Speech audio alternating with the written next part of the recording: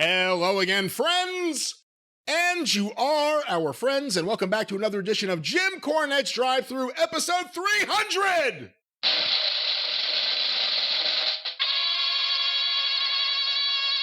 It didn't work.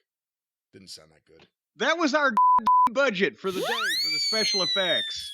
That's all right. Oh, your slide whistle. All right, well, this is Jim Cornette's Drive Thru. I'm your host, the great Brian Last. And here is the star of the Drive Thru, the man responsible for this show, Mr. Jim Cornette. Oh, damn it. That's episode 300 because you get mad that you can't out-sound effect me. You just just give me the cold tag, iceberg tag. My hands are bitten with frost. I did not concede bitten, that. I say. I didn't concede that. That's colder than the tag that dog gave to Watts in the Superdome. Good Lord. All right, so it's episode number 300, and am I to understand that we believe that we now have full cable coverage on this episode? Is that what I'm understanding? I believe so. Cable penetration nationwide. We're on the satellite. We should be penetrated everywhere. The entire nation. We have fully penetrated not only the nation but the world with the new, improved, space-age, gourmet, restaurant quality, high-dollar platform or server or megaphone or whatever the fuck it is we're using now to avoid any potential issues with the technical problems that people have had in the past because of another party. We'll have more on with the experience this week that we have ixnayed out of this equation. He's figured out, not figured in. And now everything should be moving seamlessly and flawlessly. Is this correct? This is correct, yes. Well, good. That's two things we got fixed this week. My phone's back, Brian. Hey, all right. I guess the town's back to normal. No, now people are goddamn calling me. So it's back to normal, all right, but it's not good. But no, there was nothing wrong with the town. I was lied to. AT&T is on the list now, too. Hold on here. AT&T. See, we even got all kinds of sound effects. We're going all out on this program. Remember, I told you on the experience that we did, but since some people have been missing the podcast, which are, by the way, up on the official YouTube channel, official Jim Cornette. It's all there. You don't have to miss anything. Catch it over there, and now we're all caught up. But I said on the last program, we had severe thunderstorms, not as bad as we've had in the last 6 months or so, but a severe thunderstorm a week ago Sunday night. The next day, I pick up the phone to make a phone call, and I don't have a dial tone. I've got meh. And so I mentioned that, as I later found out, nobody could call me. It would just be automatically disconnected, and I obviously could not call anybody out. So, and Stacy's at her mom's house for her mom's birthday. So I get the cheap cell phone that I've got that I keep in my truck and never use and call AT&T, where I am put on the phone after some procedural difficulties. Finally get a human being, but he ain't from here. He might be from Nepal. I believe Bangladesh was a candidate. I don't know where he's from, but he ain't local. And he's telling me what's going on in Louisville, Kentucky. And after he leaves me on hold for quite a while and comes back with an update, he has consorted with one of the high muckety mucks that know more than he does and said there's been an issue in the area. They already know about it. Lines were ripped asunder or whatever the fuck it is he said. And it's been reported and they're going to be working on it. What's the estimated time of repair? 1 week. What the fuck? Did I miss that some foreign power dropped a nuclear bomb on the AT&T Center in Shepherdsville or somewhere, right? All right. So it's 4th of July week anyway, and Stace gets back home at the end of the week. People, if they need to, if the 3 or 4 main people in my life, if they need to get a hold of me, they can find me, and otherwise I'm on vacation, right? But 7 days passes, the 1 week, I ain't got shit, but So I call again. This time I can't even get a person. I get on the automated thing and they say, This trouble has already been reported. Like, no shit. But it's a robot. So I can't say no shit to the robot. It doesn't comprehend that. Artificial intelligence hadn't got to no shit yet. So then it says, you have reported trouble of having noises and voices on the line. What? Now, how am I going to argue with a fucking robot again and go, yes, stop the voices. They're telling me to do bad things. And it automatically says, we'll dispatch a repair person. So all you got to do to get your phone fixed is tell people that the voices in your, or tell a robot that the voices in your head are telling you to do bad things, or on your phone, one or the other. Did they send a technician or a paranormal? So, well, this little short elderly woman with an accent showed up. And she waved this little fucking trinket. No, so anyway, then it doesn't, I'm thinking, well, I gave them the cell phone number last week, but they didn't give me an option to give them the cell phone number that I can be contacted at. So how is this technician going to, because it says if the technician needs access to your house, he'll call you to tell. All right, I'm going to see, right? Well, I'll be a son of a bitch. Wouldn't you know who won the pony? By about 1 or 2 o'clock that afternoon, the AT&T phone truck is pulling up the drive. And I'm like, I talked to an actual person that told me it'd be a fucking week and just sit there and hold my peat in hand. But I talked to this robot and mentioned that the voices in my head are telling me things, and this guy's here in 4 hours. So he's got outside on the pole, and he's got a dial tone at my pole. So there was, and I told him what had happened in the conversation that I'd had with whoever on the phone. And he said, there's no fucking problems here. There's no. And I said, and I've got a dial tone right there at the pole, right? He said, yeah, somewhere between the pole and your house is the issue. So that could have saved me a week if this motherfucker hadn't fucking, I don't know where he thought things were bad, whatever. So moving on. This guy comes in the garage now, where the phone at my breaker boxes and the cable and everything comes in there, right? Where it goes underground from the pole and then it comes into the house and it ends up there, and then it's distributed and disseminated to the various points in the house. And he opens a little box with the phone wires, and there's a couple of them there because 20 years ago or whatever, I had a different phone number in the house for the fax machine, which everybody quit using. So it was just sitting there looking nice on my desk, and I finally got rid of it. So he checks one wire, and it's not good. It's getting the same. And he checks another wire in there, and he does something. He cuts one off, a green one off, and ties another one into something, and suddenly the line that was not working is working. Bear in mind, there's no way that this could have been done unless somebody specifically did this, to go in here and change the wiring some kind of way. So I asked him, I said, how did this problem happen? He said, I don't know.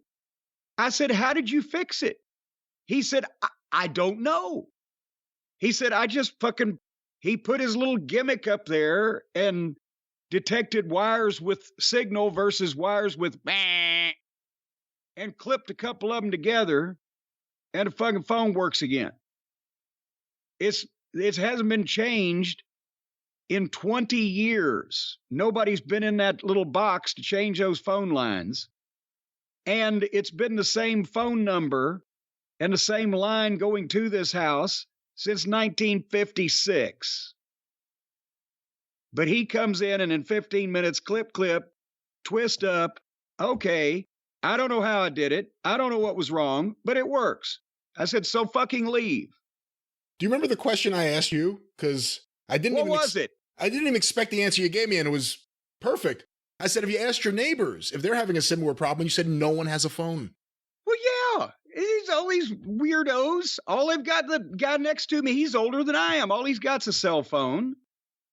The woman on the other side of me, she's been there for quite some time, but I think she has one of those phones plugged into her computer or something, because she always has trouble with it. And every time she calls me from her cell phone, well, my home phone's not working. So who am I going to call? Who am I going to call? Anyway, so if you want to call me, folks, well, now I'm way behind on all this shit anyway. So if I haven't called you in the last week, I couldn't. For once, I have a legitimate excuse. Besides, if I only had time. But this is your program. There's been 299 of them. That's right. Is it going to end here, or are we going to proceed? Technically more, because remember, way, way, way back, there were miniature episodes behind a paywall. So technically there are more than 300 episodes, but 300 free episodes. But you can't get those unless you go to the Patreon and subscribe to our official Patreon. Is it French? It does sound better that way, doesn't it? Patreon. If you patronize our Patreon, then you can hear all those lost episodes from years ago. That's right. Go to patreon.com/Cornette and check those out today. But a lot of things happening in the world of wrestling this week, Jim. Let's start talking about them, and we have a lot to catch up on. And we have another experience to record in just a few days. So there's a lot going on. Let's start with the really, really sad news here as we start the show. Matt Hardy is still wrestling. Yep. Yeah. Unfortunately, we hate to have to bring that to you, folks. What the? And he's better at that than he is at Twitter. Let me just explain. So I have trended on Twitter again nonstop for like the past 2 days while I was taking Stacy to her back doctor appointment and seeing whether she needed another MRI. And I was out in the yard trying to get some work done in between these rainstorms, and I vigorously rubbing Harley's belly, as well as trying to run our various business enterprises. And I don't know whether it's the Hardy faithful and the AEW faithful and just the people with no lives have continued to make me and you, Brian, both of us trend. At one point, we were both trending, and you were trending more than I was trending, you trendy McTrenderson. At one point, apparently, I've been sent all these screen caps. I was the #1 trending item in sports. At one point, it was me and Pete Alonso from the Mets, so that made me happy. At another point, it was me and Eddie Murphy from Long Island, so that made me happy. 2 Long Island guys, Nassau County. They kept us alive while we, basically went about our business, and we want to thank everyone for the extra added exposure of not only us as prominent people, but yourselves as complete morons. You know what kind of upset me? It was all happening, and as it was happening, we started getting these comments. I can't wait to hear about this. And I'm like, fuck, we still have an episode to drop before we can even record the episode to talk about this.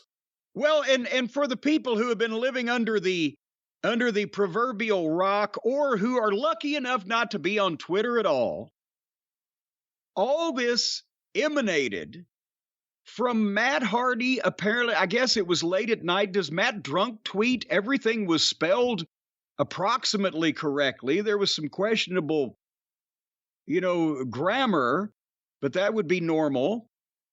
But he has to, late at night on a Saturday or Sunday night or whatever it was on a weekend, get on Twitter. And he's, remember, folks, a grown man, nearly 50 years old, telling people that they should give his other grown adult friends, grown adult males, supposed professional athletes, their flowers. They don't praise Kenny and Maddie and Nikki enough. They should give them their flowers. Now, this is a quote, and don't worry, we're going to quote everything, folks. If you want to hear this exchange, we're going to be reading it. But he wanted to give his friends, their flowers now, and it's only because of haters and the toxic Cornette cultists that everybody in the world doesn't love and get all furry and fuzzy over everything that my friends who also employ me, bingo, and pay me Bingo. do. And it's just that it can't be legitimately because anybody in the world would ever just say, no, these guys are the shits. I don't like their wrestling. I think they're silly, phony, fucking childish cretins. No, it's because you and I, Brian, basically you and I, because I don't think the cult of Cornette being toxic, poisonous, I know what he's saying. He's saying there that we're just toxic and poisonous, and we have toxic, poisonous listeners. And that's the only reason that anybody in the world could possibly dislike my friends. So give them flowers. Yeah, see, that's the thing. It's one thing coming after you or even, an idiot like me. It's one thing coming after from a 14-year-old girl. Give my friend some flowers. But he's going after the listeners because it's their fault that they don't think the way he does, that they're not soft in the head. Now, he says the listeners are toxic. I'll take him at his word. Whether it's chemical or behavioral toxicity, he seems to be quite the expert in toxic. But that's the thing. It wasn't even about me and you. He came after the listeners. See, that's the thing. That's the thing. He doesn't want to tag us, as the kids say. He doesn't want to mention this. He just wants to knock our fans and our listeners. He didn't. No, but he doesn't even want to do that because he is a fucking listener. Let's be very honest about it. He's a member of the cult of Cornette. He wants to get the points for knocking the listeners. Yes. He's using our listeners as a tool, treating them like shit. To suck up to the EVPs. That's right. That's right. And he thought that if he didn't put our names in there, that he just said the toxic. But of course, immediately, anybody who says, what the fuck are you doing, Matt Hardy, informs us and spreads the word around about how they're being called toxic and poisonous and etc. And so I merely responded to him and went to fucking bed. And then he apparently, because you stay up later than I do, Brian, because you're not only busier with all of the technical empire that you've got up there, but you're a younger person with children. So you're up past 8:30, 8:45. I was working on my quarterly taxes. Well, there you know go. what I was doing. And so he continues to, now he's just all fired up. And this goes into the wee hours with him now arguing with you, still claiming that he's somehow in the right for telling our fans that they're poisonous.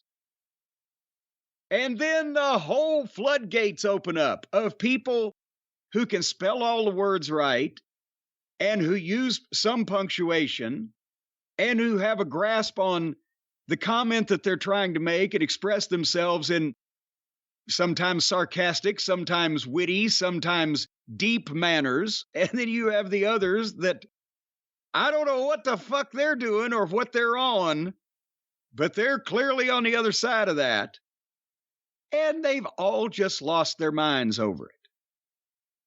And it wasn't that big the crowd on our side seemed to be quite significantly larger than the people defending Matt Hardy. But see, the thing is the accounts are about the same, because if you look at the people going, there's something wrong with Matt Hardy and what the fuck is he doing? Well, they're normal people with normal profiles or a significant number of followers or following people or whatever. And everybody else that wants to say, well, one of the or two of the tweets we'll read, but everybody wants to say Cornette and last.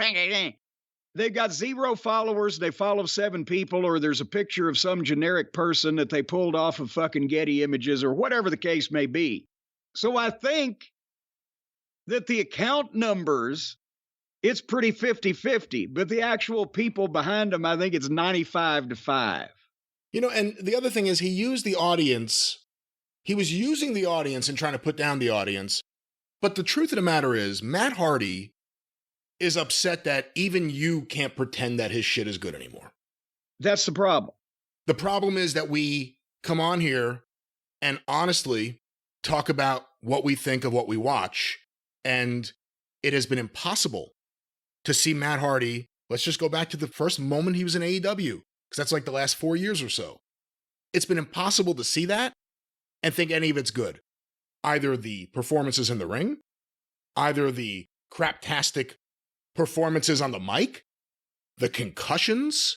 Well, and let's be fair, the way he's been booked also, which may or may not be his fault, or he may or may not have contributed to, because that's up in the air. Tony's also probably had a big hand in that, but how many times have they damaged his brain and couldn't figure out how to put the Hardy Boys back together? And this is the thing we've never said.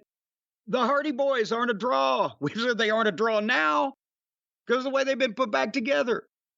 I booked Matt and Jeff Hardy in Smoky Mountain Wrestling when they were teenagers. I booked them on goddamn WWF TV tapings to do jobs when they were teenagers. I used them in OVW. I booked Matt to come back to Ring of Honor in 2012, I believe. There's been value in them, but it's ridiculous at this point.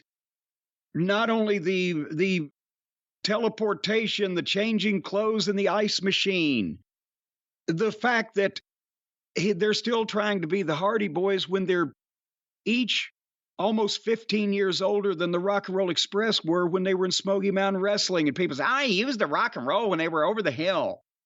The fuck? To the bad booking. To the fact that they literally, factually, demonstrably gave him brain damage and allowed the thing to go on. In that whatever kind of arena match they were having, whatever they called it, when he got speared off the fucking forklift and could walk for 3 minutes, and they let that go on. And then, wasn't it then the next week, or was it the week before that, the Sammy Guevara hocked a chair in his face and busted him from asshole to appetite? Oh, I forgot about that one, actually. Yes. So the point is, this is the company he's taken up for.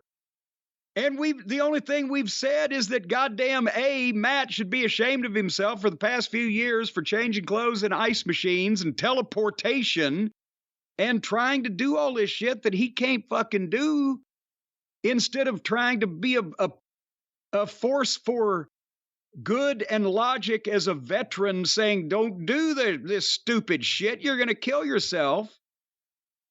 And then when his brother comes in after all those chances and they botch reuniting them so that they don't draw any money and they've put them in a meaningless position.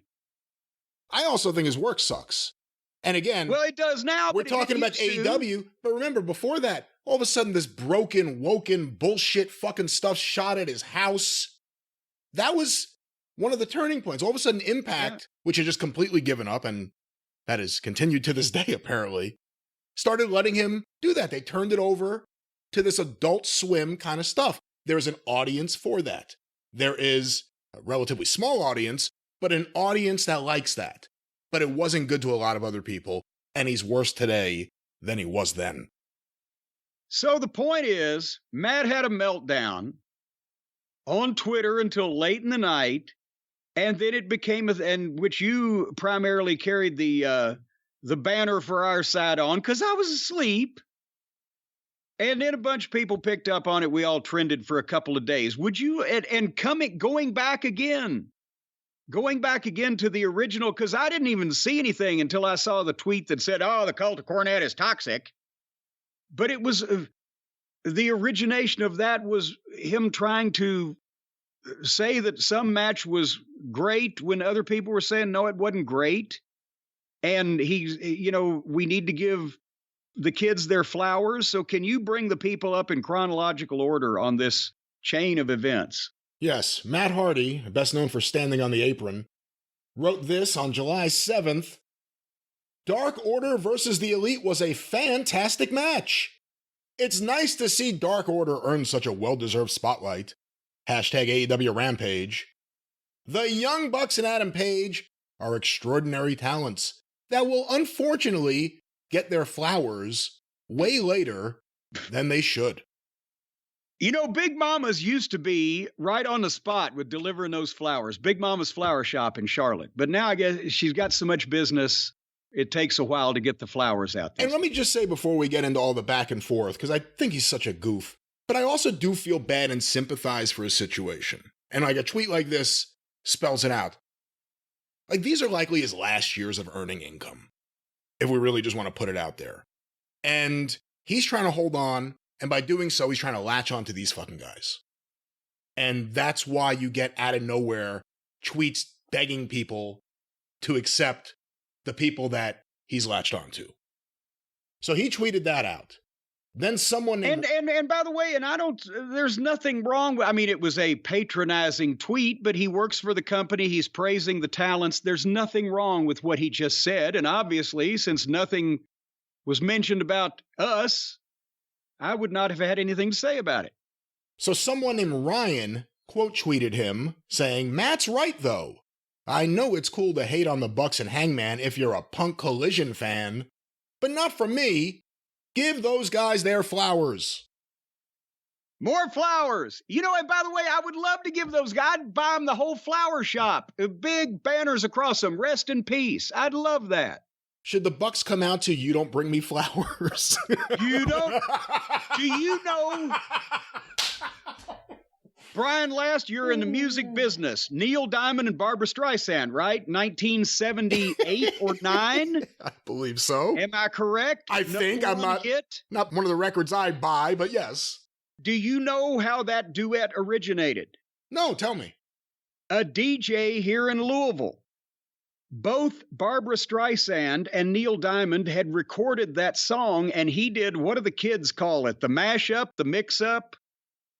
He put them together in the studio, and they got so many requests, people went apeshit over the thing, that it actually got back to the record company, and they did it. How about that? Wow, I had no idea about the history of that song. Go look it up sometime in your little black book. But anyway. It'll be in my book. It certainly won't be in my record collection. But Matt Hardy quote tweeted Ryan saying, "Between this and the toxic Cornette cult, these guys don't get the adoration that they truly deserve. The die-hard elite fans are phenomenal and get why they're special. But there's a huge chunk of fans that fail to give them the credit they deserve. Give these guys their flowers." What?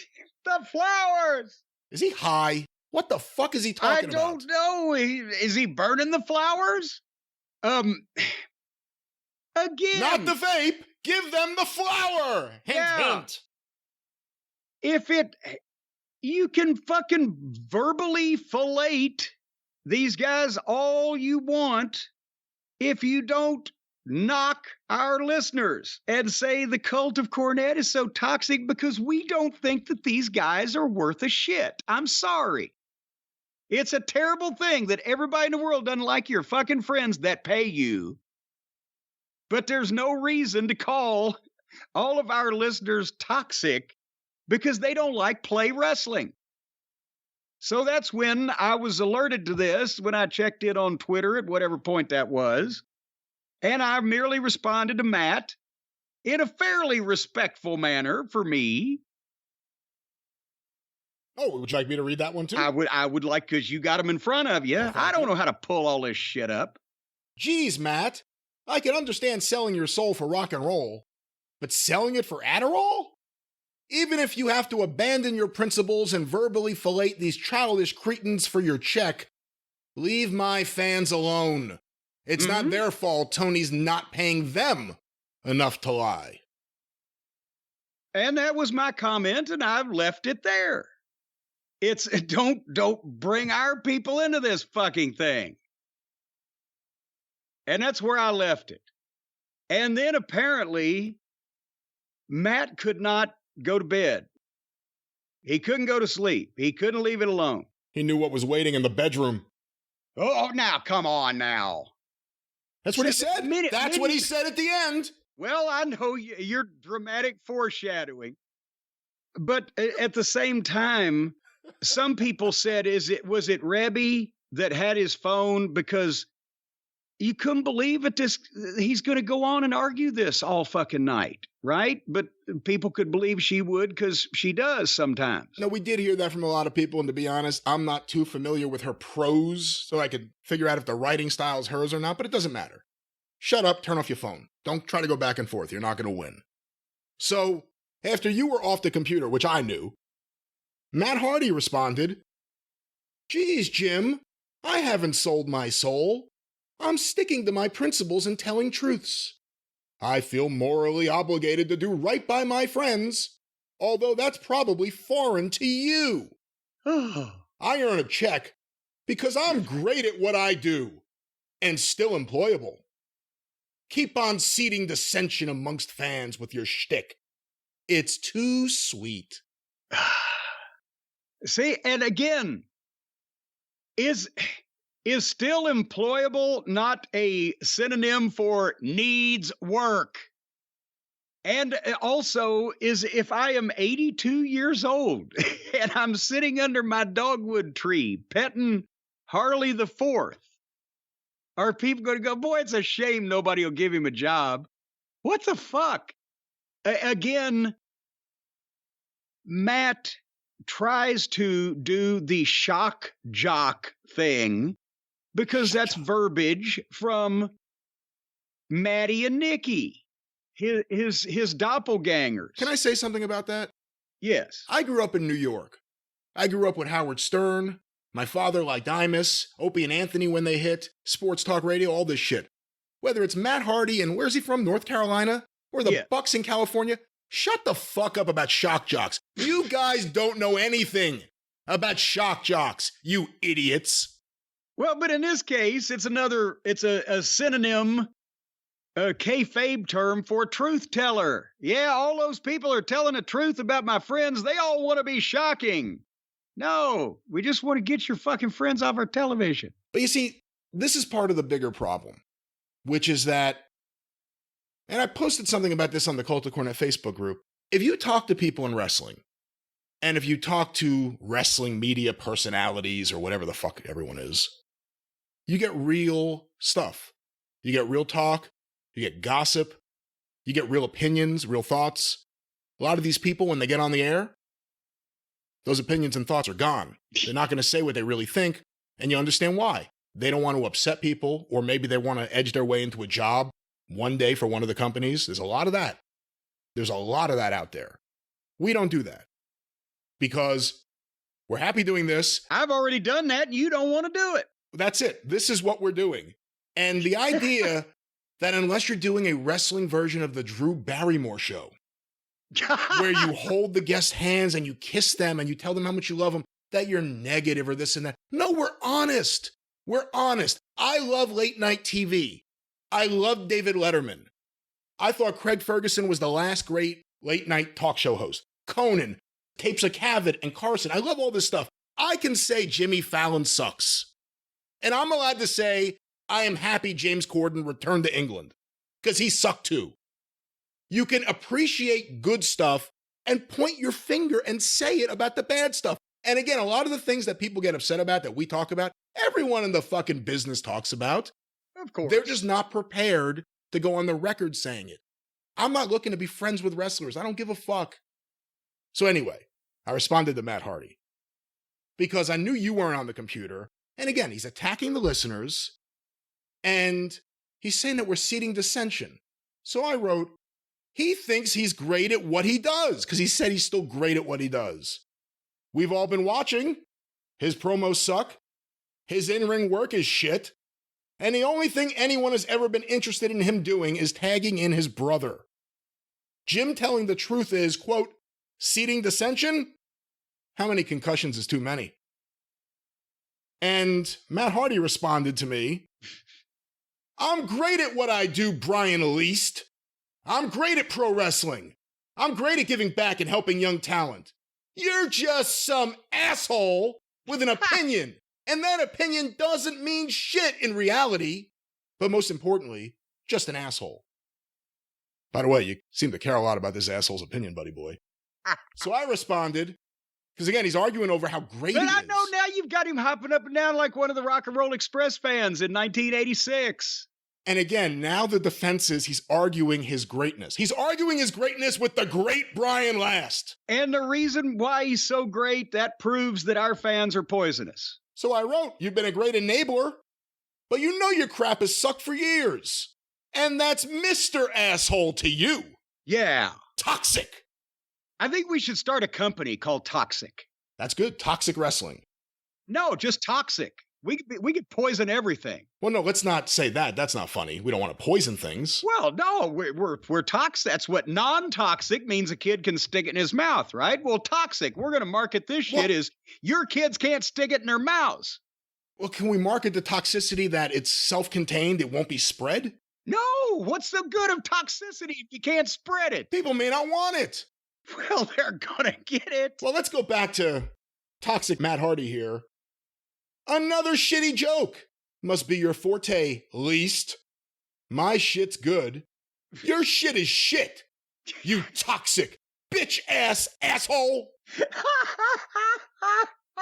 That's a first. I have not seen that combination of words. You're there. a toxic bitch-ass asshole. Yeah, toxic. Oh, God damn it. Are the Hardys up there in the Hall of Fame yet? If as soon as they get put in one day, then you can say that a Hall of Famer has called you a toxic bitch-ass asshole. Yeah, which Hall of Fame is that? The Sackler Family Hall of Fame? But let me go back to the tweets here. I said, are you trying to convince yourself? Your work is shit. Stay home. No one will care. You seem much more toxic than I am, with a track record to back it up. I'm better at what I do than you are at whatever it is you are still trying to do. And it's signed, Mr. Asshole, to you. You know, and you got him with a point there, because you are better at what you are currently doing than he is at what he is currently doing. That wasn't a joke or anything. I'm very, very serious. No, because this is the #1 wrestling podcast in the genre of wrestling podcasts. And he is a wrestler, and he is not the #1 wrestler in the genre of wrestlers. So that's pretty cut and dry. That's right. And more people care about what we're talking about here on the show. More people want to listen to it than will tune in to see Matt Hardy. And that's a fact, too. Actually, most of the time, by the time we get finished with all the various feeds, more people tune in to hear what we have to say than see the show that he's on. Well, let's go back ahead. to the Hardy compound. Don't have to convince myself. My live reactions, paycheck, and appearance fees solidify I'm good. I don't know shit about you, nor care to. So keep doing what you're good at, you goofy bitch-ass asshole. Now, is that 2 times you were a bitch-ass asshole? Well, this time goofy, too. But at least not toxic. I'll do the same, and you can continue to whine and cry about it like a baby. So I responded, how dare you? You're way goofier than me. You understand that you are the one whining and crying, right? Can you still comprehend that much? Once again, you seem quite toxic, all in caps. Is everything okay? He wrote... What time is this? Well, you know what? Now that I look at it, these screen caps may be from a different time zone. It says 5:11 a.m. It couldn't have been 5:11 a.m. You weren't still up there. I don't think so. I work late into the night, but at a certain point, I'm not doing anything that late. But let me go. This is now the longest tweet he sent out. Me stating that you two constantly fuel a toxic culture isn't whining. It's just hard truths. You constantly moaning and bitching about me wrestling is whining and crying. Can you discern that? Or are you a mooncalf? I'm great, by the way. Just did a huge con in Tennessee. Great, by the way. Wait a minute. I'm great, by the way. By the way, he said he doesn't care about my opinion. He says he doesn't listen. You constantly moaning and bitching about me wrestling. Yeah, you listen, you fucking dope. And we know it. Dope. But anyway, I'm great, by the way. Just did a huge con in Tennessee. Have 4 beautiful kids. Financially set for life. Still get to live my dream. Have major respect within my industry. If I say so myself. Am considered a living legend. Been a huge contributor to pro wrestling, and no rando from the internet's opinion is going to change any of this. And by the way, he pays for the deal where you can just tweet as long as you want to tweet, right? Either he pays for it or he was grandfathered in. We don't know for sure. But okay, but one way or another, because that's how this is so voluminous here. Especially not an egotistical asshole like Brian Least. Congrats on the podcast. It'll be a great way to be remembered in history. Enough of this silly-ass cyber convo. It's time to go crawl on top of my hot-ass wife. Oh, he actually, and this is a quote, right? No, he literally wrote everything I just said. Yeah, and by the way, I will be very happy within wrestling to be remembered for the rest of history as being behind this show. Absolutely, 100%. We're the biggest thing ever. Don't ever forget that. And it's only getting bigger. But anyway. And it's even got a vein on it now. But anyway, he left it with, he's going to go crawl on top of his wife. Now, I didn't see this, I don't think, until the next morning. But I wrote back, are you crying again? We call the bad shit bad. We call the good shit good. You wouldn't be whining if you had produced anything in the last several years that we could have said anything good about. However, as you know, your work is shit. Have you thought about talking to someone? And at this point, many of the listeners started sending him links to BetterHelp. And so, obviously, when I got back on Twitter, did I answer him one more time? Did I say one more thing to him? You did, because you didn't know any of this had happened. That's right. So, because the next day, I'm like, what in the flying fuck is going on here? So the next morning, you retweeted one of Matt's claims of how spectacular his life is because he did a convention in Tennessee. It was Fanboy Expo, by the way. Remember a few years ago, I told the story about Dave? Dave, I remember that. Couldn't help me find the fucking hotel I was supposed to be at, and his cohort, Tony Hunter, that moron. Go ahead. But you tweeted out, I'd like to thank Great Brian Last for staying up into the night toying with this concussed ex-great while he was protesting too much about how successful he is. I go to sleep too early on Saturday nights to have time to play with kids. Golly, Matt, don't you have signings to do?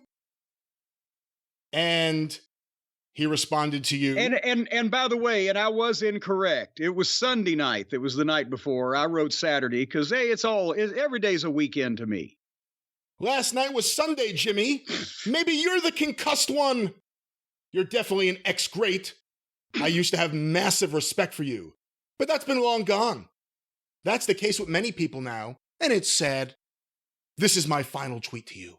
Thank you. You and Least keep doing your shock jock routines and fanning those toxic flames of hate and negativity for your zombies to slurp up. Said now they're zombies as well as poisonous, and they're slurpers. Make those bucks however you can, though, right? I guess that's your philosophy, isn't it, Matt? Enjoy your life, Jim. I'll certainly enjoy mine. And hopefully, I was about to say, hopefully he will live long enough to enjoy it if they don't keep damaging his brain over there in that company he's taking up for. So I responded, I know it must upset you, but it's 2023, and the, quote, shock jocks matter more than you do. Do what you do best, and just tag in Jeff. You have certainly proven that you don't have the brain power for Twitter, let alone good promos, good angles, good matches, or walking straight. Oh. And I don't think he responded after that. No, he didn't. And it was, a lot of people were saying a lot of bad things about poor Matt because of that display that he had to go through. And I'm sorry for that. But as well, I looked at my Twitter, and remember I said a bunch of these are just, they're obviously fake accounts because they have no profile, generic picture, single digit in followers or whatever the case. But there was actually some real people, and I felt just like I was back in 1986 messing with the Rock and Roll Express, only these were tweets instead of crayon postcards or whatever. But Brian, that's the thing is our fans, I guess they are toxic. We've heard they're poisonous. They're zombies. They eat flesh and slurp hatred. And, they can only aspire and hope and dream to be as refined and classy and dignified and tolerant and verbose and eloquent as the Hardy fans and the Hardy supporters out there that are obviously non-toxic, that obviously children can put these people in their mouths because they're not poisonous. And I got a bunch of them, but I retweeted a couple of specific ones because it was kind of indicative. But this person was even a little bit more, eloquent than most of the Hardy supporters who, as I mentioned, are non-toxic and very refined and eloquent and tolerant. Would you read a couple of those missives, please? Yeah, I have a couple here. Jace, you're going to have to bleep a few things here, but I'm going to read it as it was. What now? Wait, now, since we're not using this language, we're reporting language that was used to us. Is that still? It could still cause a problem for certain words, yes. So then read it slowly, where the people will have time to mentally fill in the blanks on the beeps. Don't make the beeps too loud, Jason, really, so it doesn't shock them. So you'll get the full effect of what this, again, exceptionally tolerant and loving and caring and benevolent individual was saying about the toxic fans that we have and myself. Yeah, we received a lot. We received a lot from the toxic Hardy fans, the toxic Elite fans, a lot more toxic than anything I've ever seen from the cult of Cornette, but it's hard for those people to accept. As a matter of fact, this could be poisonous to your ears, folks. So anyway. Well, this was tweeted out from Atasha Blevins at HardyFan24.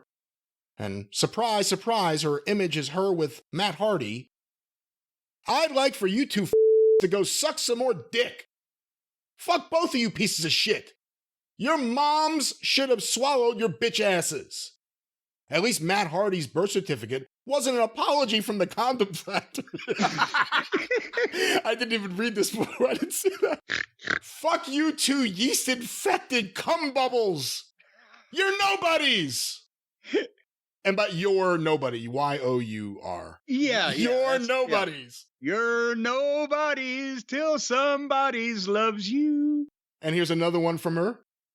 I bet that's why your last name is Cornette.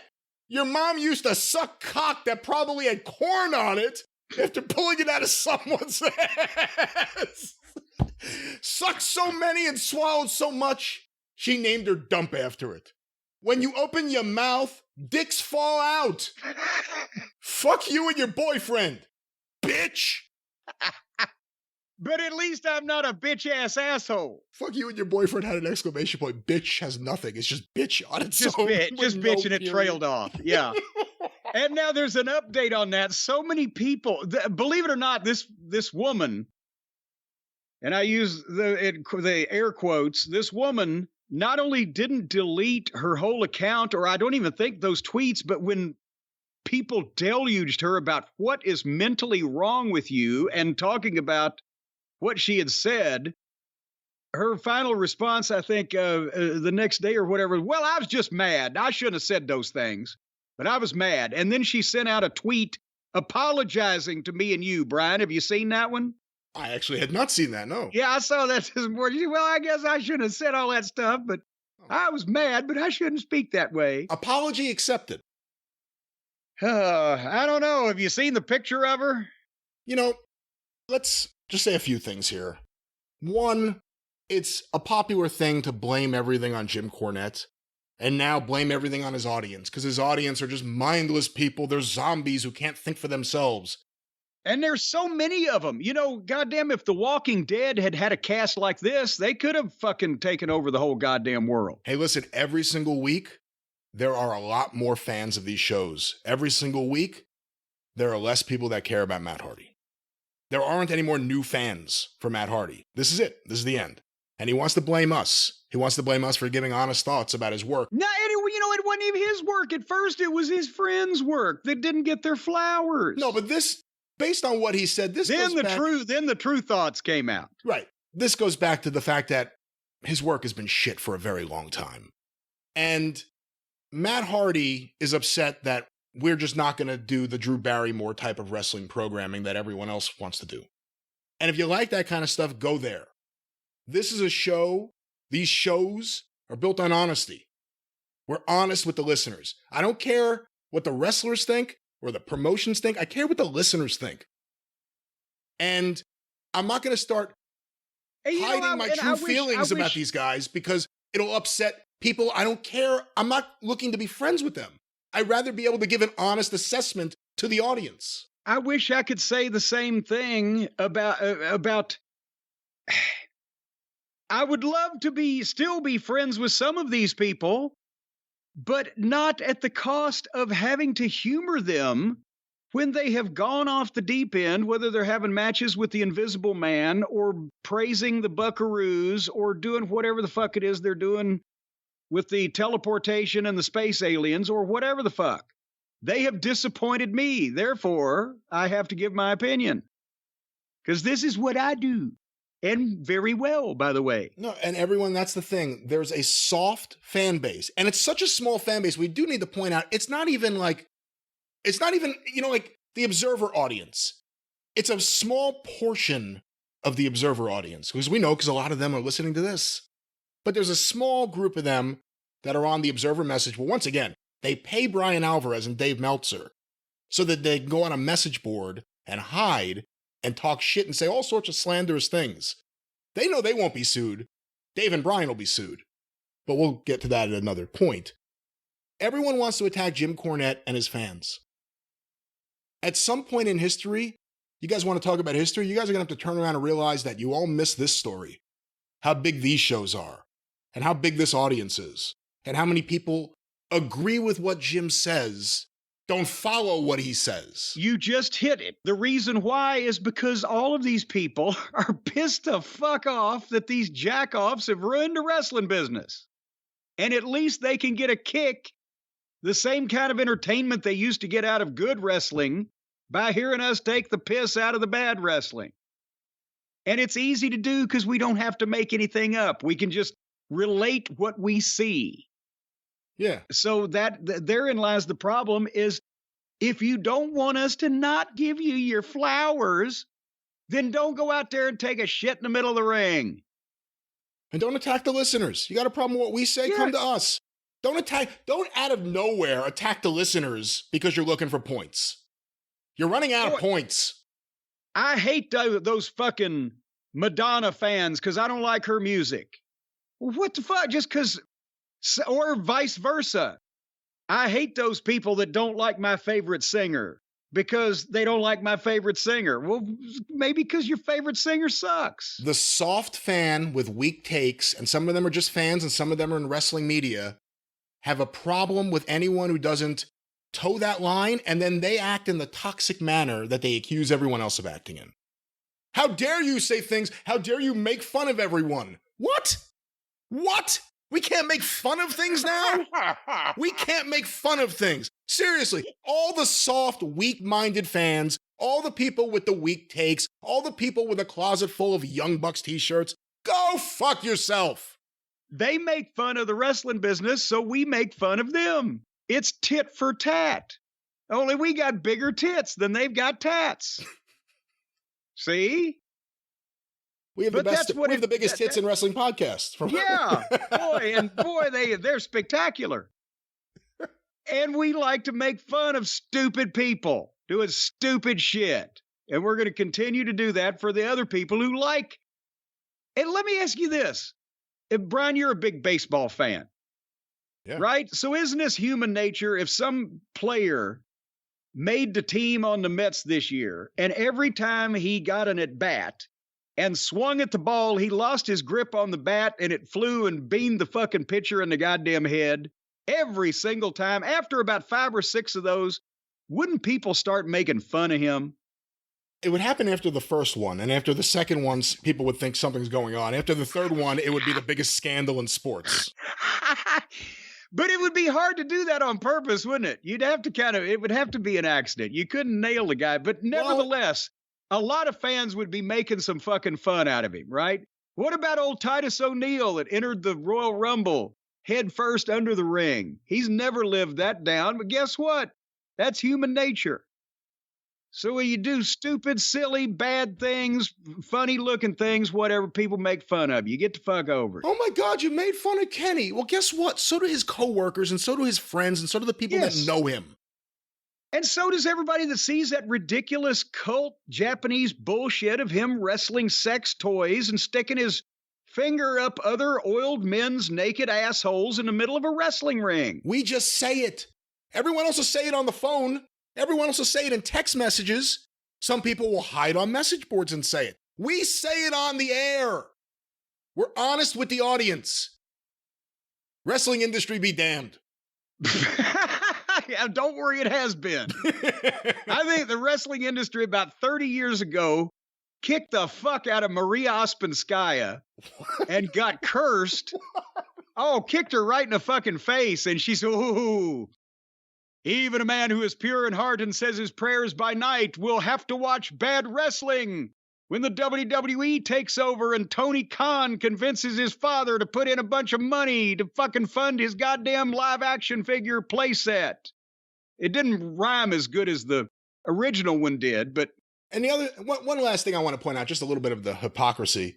So many of the people who have a problem with you because of your rejection of, the Bucks. Them. The Bucks, Kenny, other people, whether it's them or people that someone is a fan of, these are the same people that never had a problem with you until your view diverged from theirs. Yes. And now they have a problem with you. If you came out a few years back and you were like, you know what? The Young Bucks are amazing. Kenny's amazing. All of those fans would love you, and all the fans that disagree with you wouldn't. They would still be there. They exist. But that's the point. There is a hypocrisy because Matt Hardy's mad at Jim Cornette because Jim Cornette's not going to say, Matt Hardy had a great match. By the way, he's not going to say that because he doesn't watch fucking Rampage or the pre-show. But he's not going to say do you know what I told Matt Hardy? I think, 2016, I think. It may have been 16 probably because I was busy in 17. I don't think I was dead, but I was in Spartanburg. One of the Legends shows that the Hardys were on, and I think that's one that Dr. Tom was on, whatever the case. Anyway, Matt and Jeff were there. I think Jeff even came unannounced or whatever, but they did a thing where we were waiting to go on with, there was a Rock and Roll Express match, and Jeff had done some kind of thing where he became the Will-O-the-Wisp or whatever, his alter ego, and weather the weather. Yeah, and whatever, and they were saying, and somehow he was going to be a heel and fuck the other guy, but then come back. And I told Matt in the bathroom or the locker room, I said, Matt, were you doing some heel stuff? Well, Jeff wanted to do something, whatever. I told him, I said, look, you've got, between the two of y'all, you've got the business head, which I thought he did at that time. And I said, with y'all's names, this is the Carolinas, just North and South Carolina, maybe a little bit of Virginia, but up there you might get out of your comfort zone with the region. Everybody knows you here in the states of North and South Carolina. You need to start now. Start running your own shows. You can get publicity all over the place. Establish that you run in various places in the Carolinas, 6 big independent shows a year where all of your friends will come and work for. They won't rape you on the rates. I'm not saying have them do it for free, but they'll give you good deals. Your local and regional celebrities, you can get into the newspapers, the television stations, get publicity, radio. Start working on that now. And if you establish something like that, if Impact wants to come in the Carolinas, you can promote their big live event because you got the connections. You can make money as a promoter of your own shows or helping to promote other events for other companies that want to work with you. And you can establish relationships with some of the medium-sized buildings in the Carolinas to where if they're going to have wrestling, they will call you, say, this other group wants to fucking.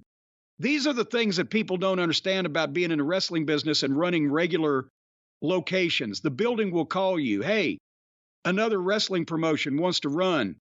You going to give me a show next few months? And I'll tell them no. Shit like that, right? And then he's got a part of the country sewed up where he doesn't have to travel far from home.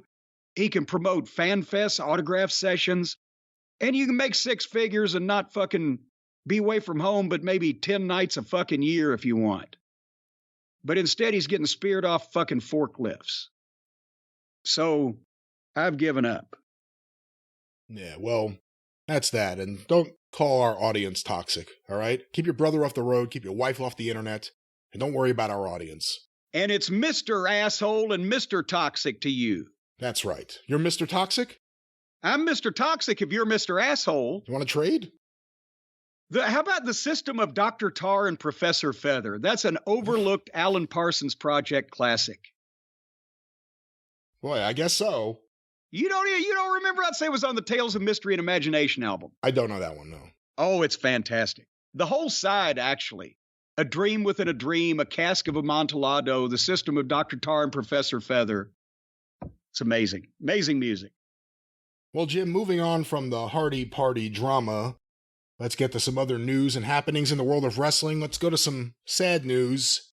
And a lot of people, of course, naturally got in touch with us and wanted to get your thoughts on this. News breaking this morning as we are recording, the passing of Mantaur, Mike Halleck. Well, yeah, and obviously I saw this, early. Well, you had told me first, and I got on Twitter and saw a bunch because people were, including us in it because of the, and I didn't dislike this guy at all. I'm not trying to say anything bad about him, but he literally was Mantaur for like what? Was it 6 weeks? Did he last that long? I managed him, I think, at one taping twice, or maybe spread over 2 tapings. It was kind of a rib on me. I think I don't know how he got booked and got there, to be honest. And I think when Vince saw the outfit and the bison head or whatever it was, I think he just kind of tuned out. But anyway, I really only interacted with him those few times, and he didn't last long in the WWF because the gimmick, it just didn't work. He had a career. I saw on PW Insider, the retrospective, they did some clips. He wrestled as Bruiser Mastino. He was did tours of Germany, was in, I guess one of the clips I saw was, I think it was either in Japan, England, somewhere. He worked around the world, had worked in Canada, was in Memphis at one point. That just the gimmick and just the preposterosity of it is what registered with people, and we've told the story a few times. So I hate to hear that he passed away and we have no, information on, what happened. And he was only 55 years old. I knew he had to be younger than me. And I was like, geez.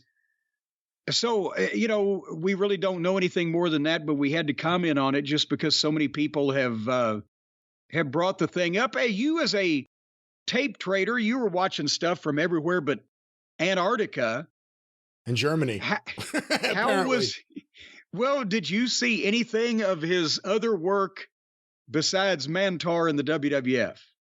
I never had seen him before he got to the WWF, and that was kind of what launched, like, who's this guy? Where is he from? Usually, like, when someone showed up there, domestically, you kind of knew, if you were a smart fan or just someone who read the magazines even, you knew the name. Yeah. You kind of had seen them somewhere.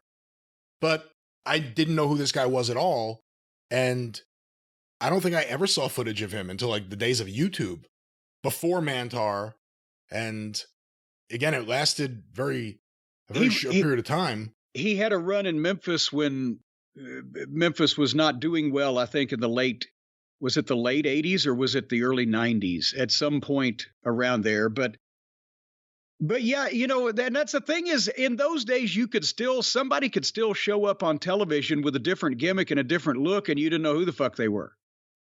How long before you went out with him on TV did you actually meet him? Like 20 minutes. Like no, that was why I thought it was a rib somehow, because they literally said like 20 minutes before the fucking match went out. I think he was one of the first matches at the taping. Bruce told me, you're managing Mantaur. And I was, oh yeah, right. Like they would just tell me, no, you are. Go out with him. Oh shit. And he was a very nice guy. I don't know whether it was nerves or what, but his timing, as we've mentioned, I don't want to speak ill of a man who's just passed, but his timing was an issue in that match, and it wasn't real good, and the gimmick he couldn't get in the ring with the fucking head on. And I'd seen Yukon Moose Cholak when I was 12, so I knew what was going to go on here, but he had to wear it, and then he had to carry it, and then and it wasn't a good match or a good gimmick or whatever. And like I said, somebody has said to me on Twitter, I've seen you with Mantaur in 2 different matches. It may have been 2 matches that taping, I don't know, but it didn't go long. They may have sent me, did he have a match with Brett or somebody that they sent me out maybe to take a bump? I don't know. You said he had timing issues. Did a lot of guys who weren't used to WWE rings have timing issues or different issues because of the size of the ring, let alone the ropes? That may have been part of it. Because one of them I remember, but also he was trying to wrestle. He was trying to do, Mantaur, like he was revving his feet up like a bull charging or whatever. He charges into the turnbuckle and the guy moves and he hits the buckle and he staggers back and weebles and wobbles for like 5 seconds without turning around. And I just, oh man, stuff like that. Several of the reports have referred to him as a member of Camp Cornette. Do you consider him an official member of Camp Cornette? No. I'm not even sure if that period of time was when we were still doing Camp Cornette, that I was with Owen, Davey, and either Yoko or Vader was pretty much the Camp Cornette lineup at one point or another. I don't even know whether this was the same time period or not. I have a feeling, boy, I'll tell you what, if he had been welcomed into the group as a full-time member, I can't imagine the fun that Owen and Davey would have had with Mantaur's gimmick, at least. Well, what is camp if not fun? But there you have it. We send our sympathies to the fans and the friends and the family of Mantaur, Mike Halleck. Jim, moving on here, another topic that has just come up. News that is broken, PW Insider reporting, Brian Pillman Jr., 29 years old, has left AEW, removed from the roster. Any thoughts? Yes, it's about time. And I wish they'd done it sooner. Because it's been obvious for, how long? That they weren't going to do anything with him. He was not going to be featured on any of the television programs. We don't know what they did on YouTube, but we've also heard that the YouTube matches were just rapid fire matches, 3 minutes with green guys against green guys. Get them in and get them out. Let's have 18 matches. Let everybody play. He wasn't learning anything.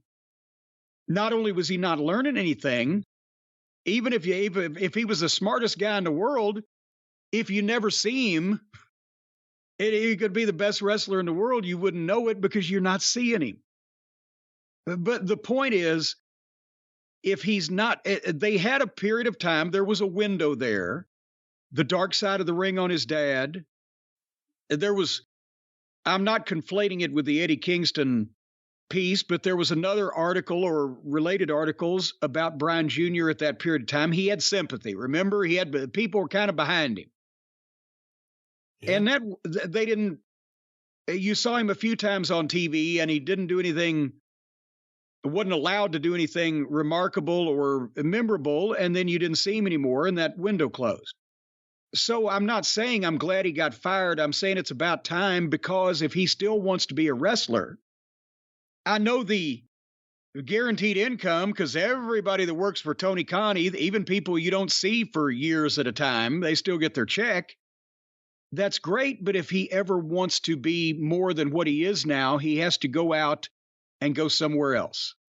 Either work independence where he can just try out new shit, or work on either his in-ring work or his presentation or his interviews, whatever he feels he needs.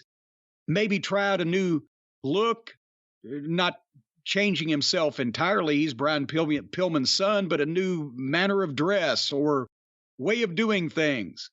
Will he get signed to one of the other companies that might use him more prominently so he can get some more experience being featured in angles? He's only 29. So that's why I say, he was making money, but he was sitting there aging away. So now he has the chance to go out and try to get better, find someplace else to go, something else to do, and see if he can get to the next level.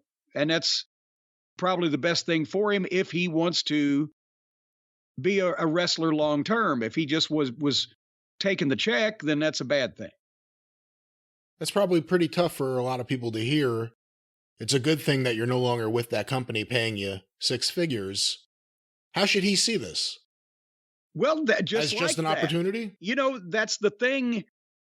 I mean, do you hear him wrestling a lot of independents? Do any of mostly the AEW guys even wrestle independents anymore? Probably not. We don't hear of that name or a lot of those names on just every Outlaw Mud show.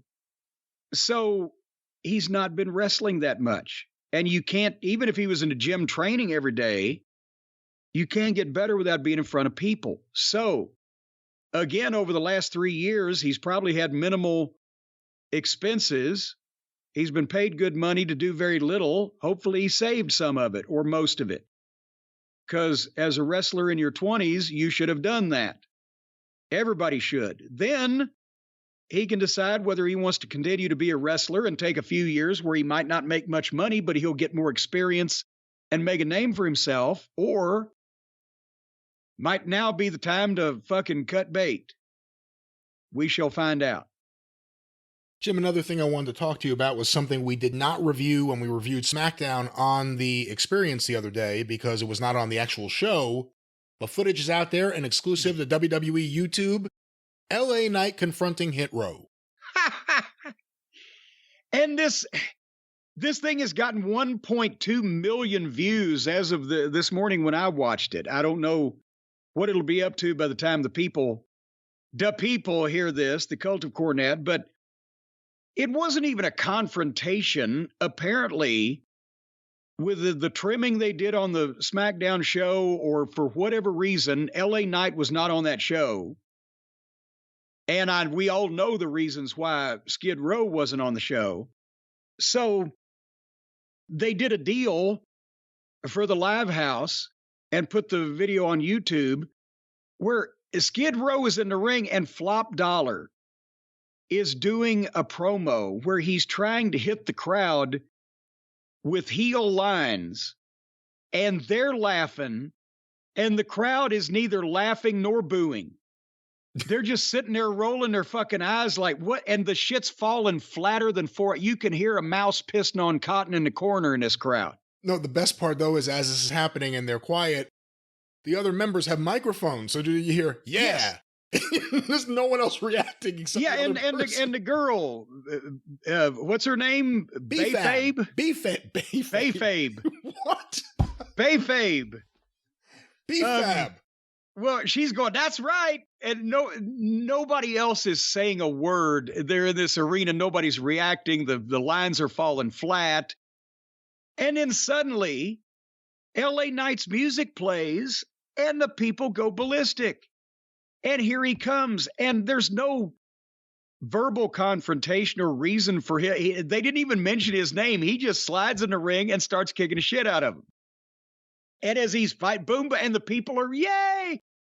And then they stop him because it's two of them and the girl jumped out. It's two of them and one of him. So they stop him and he sells for him for a second. And now the people are booing everything that either member of Skid Row does because it's to LA Knight. And then as soon Flop Dollar is going to give him some kind of move while the other guys, up on the ropes glorifying to the fans. And LA Knight comes out of that and gives Flop Dollar the big cutter from behind or whatever, neck breaker.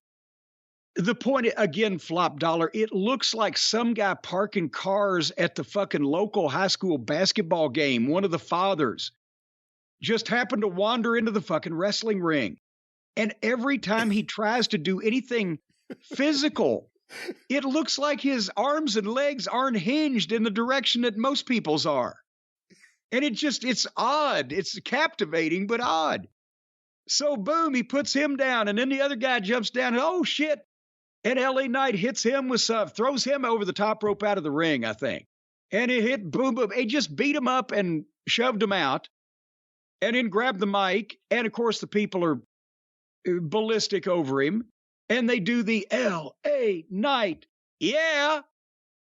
And then he says, I'm going to make it short and sweet. Tell him whose game this is. And L.A. Knight again. And he fucking rolls out. He had them in the palm of his hand. When he got in the ring after he'd beaten up Skid Row, he grabs the microphone and he just looks around and he just waves it around in a circle slowly so the people will get the idea that they're on mic and whatever they say, and they start doing his thing, and he milks just perfectly, and he has a presence.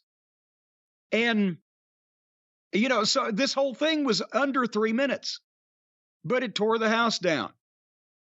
And yes, there is some element of it's easy because everybody loves to see Flop Dollar try to take a bump, but it wouldn't have worked if 90% of the roster had come in and done that way. It would just, they love LA Knight, especially because they barely get to see him.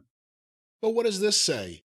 He comes out there, he gets this big pop, gets this big number on YouTube. We have seen reports, WrestleNomics has reported, he's one of the biggest merch movers in the company now. We talked about this being the last Vince McMahon run Garden show, likely. The reaction someone gets in the Garden, I would have to think even old man Vince that may matter something to. You would think, because again, the Vince that I knew almost 30 years ago, it wouldn't have taken him this long if that kind of swell was coming from the audience, from the fans organically, to go ahead and ride the wave of that. But hopefully now they saw that. There are people in the company that are seeing the same thing we're seeing and that everybody's talking about. And I mean, he's won a few matches lately, which is a sharp departure from what they'd done before, but they're going to either push him or Vince is still carrying a grudge because he sucked at being a fucking male model manager. I don't know, because even she moved on with her life in WWE. She's now an Olympian or whatever the fuck the gimmick is. she's wearing hose on her fucking boobs. What? No, she's wearing hose on her boobs. You haven't seen that? I don't know what you're talking about, but it sounds filthy. Well, it is. Shoosh Boy, his t-shirt says shoosh on it, right? SHOOSH. Oh, okay. I see where this is going. Well, okay. She has now, since she's joined the group, she is now wearing his shirt, but it's trimmed in the middle so that you can see her cleavage, and she's got a over-the-shoulder one-piece type of thing on over the top of it, so all you can see is HOOS. Hose. Is Russo writing for them again? One would think that, but no, apparently he's still depressed because everybody's forgotten him. Well, we'll see what happens with LA Knight, but Jim, on that topic, because a lot of listeners have sent it in, and after this we'll get to a few other things, I do want to make mention of something that was apparently tweeted out by Vince Russo. And by the way, God damn it, somebody, if I ever have to go back and forth with somebody whose opinion I supposedly don't give a shit about how great I am or was, and or have to lament about how bad the wrestling business was to me when I gave all to it, like this simpering jackass, please somebody come over here and hit me in the head with a fucking club. Well, let's go to this actual tweet from Vince Russo on Twitter at @TheVinceRusso with a black and white photo of himself. Yeah, he's looking sad. It's a current picture of him. I've seen this. A current picture of him in his office at his podcasting location in black and white. And because he's sad and he wants a somber, it's an artistic photo of him to match his mood that he's reporting on. Here is the tweet. Man, sometimes it just gets tough. I would love to stop watching WWE Raw. I would love to stop critiquing the show. Unfortunately, I am paid good money to do so, and bills still have to get paid. I look forward to a time when I can eliminate pro wrestling from my life altogether. And conversely, pro wrestling is looking forward to that same day. It's a curse because it has brought on deep depression for years. But it's also a blessing because I was good at it, which enabled me to still pay the bills through it some 32 years later. Truthfully, though, at the end of the day, I wish I would have just chosen another profession. But if I'm going to be completely honest, it chose me. I didn't choose it. That's the best writing he's ever done. You know, actually, he spelled all the words right and everything, as I recall, didn't he? Nothing is like all in caps or anything. Like, that's the best. Yeah, and that's actually good. No Z instead of S. That's actually really good. That's really good. For the first time in his life, he was trying to appeal to the literary crowd. Hence the black and white photo. Yeah. This stuff writes itself. Where do I start? Number one, you wish you could stop watching Monday Night Raw. I've seen his YouTube numbers. If our YouTube numbers were his YouTube numbers, I wouldn't watch a second of any of this shit. Because I wouldn't even be doing it. God damn, for this amount of fucking viewership and listenership and money that we're making, I still fucking wrestle with my conscience over watching these programs, much less the goddamn paltry 15 cents in Chinese money in a fucking cup on the street corner that he's getting. So I have a hard time having sympathy. Secondly, maybe now this is poetic justice, because all those years, all of the real wrestling fans, as well as everybody in the business, had to fucking be held down and watch his horse shit. And we felt that some of us were willing to pay to not have to watch it. So now, tit for tat. What's good for the goose is good for the shit stain. And finally, it chose me. No, you sat outside Vince and Linda McMahon's respective offices with your hat and your dick in your hand, trying to stooge and lie and connive and undercut your way into the goddamn magazine. And once you got a goddamn office in the corner, then you've applied that same tactic to trying to get involved in everything else. And you were humored by a billionaire that didn't know what it felt like to lose a fight because he never had before. And you have subsisted on that for the past, what is it now, 23 fucking years. Closing in on 24. You've done a shit body of work and people think you're a fucking joke. And there's never even any of that, you know, he's an asshole, but we got to give the devil his due. He was the best at what he did. No, there was none of that, because you weren't, and you never will be. And you should have chosen another line of work that you might have been good at. But for people to supposedly have sympathy for this fucking cretin, this clown, this imbecile, this moron, this lunatic, just go, oh golly, I had a 2-year run in a business that I got into accidentally, and now nobody will fucking hire me again because I haven't done anything worthwhile in the past 23 years. Good God. And here's the problem. He's the same age as I am, Brian. Are you guys the same age? I think he might be 6 months older. Oh, I didn't even realize that. One or the other. But the point is, he's still bemoaning the fact that he doesn't have a job related to wrestling, and I'm still trying to get rid of the last remaining ones that I've got. So we couldn't be further apart. Once again, he and I. But I feel so sorry for him because he's in black and white. This is good. I like this writing here. He should do more of this. Like sympathy cards or something. I don't know. But Jim, we're sorry for your late ovulation. You can make a lot of money with that one. With the ovulation line of cards. Yeah. All right. Well, Jim, somehow moving on from here, you know, we can't go to where I was going to go to next coming out of ovulation. NXT had a match, and I unfortunately did not get to see it because I did not set the DVR. It's my own fault. I'll find a way to see it. I understand you did. I did. Bron Breakker versus Ilja Dragunov.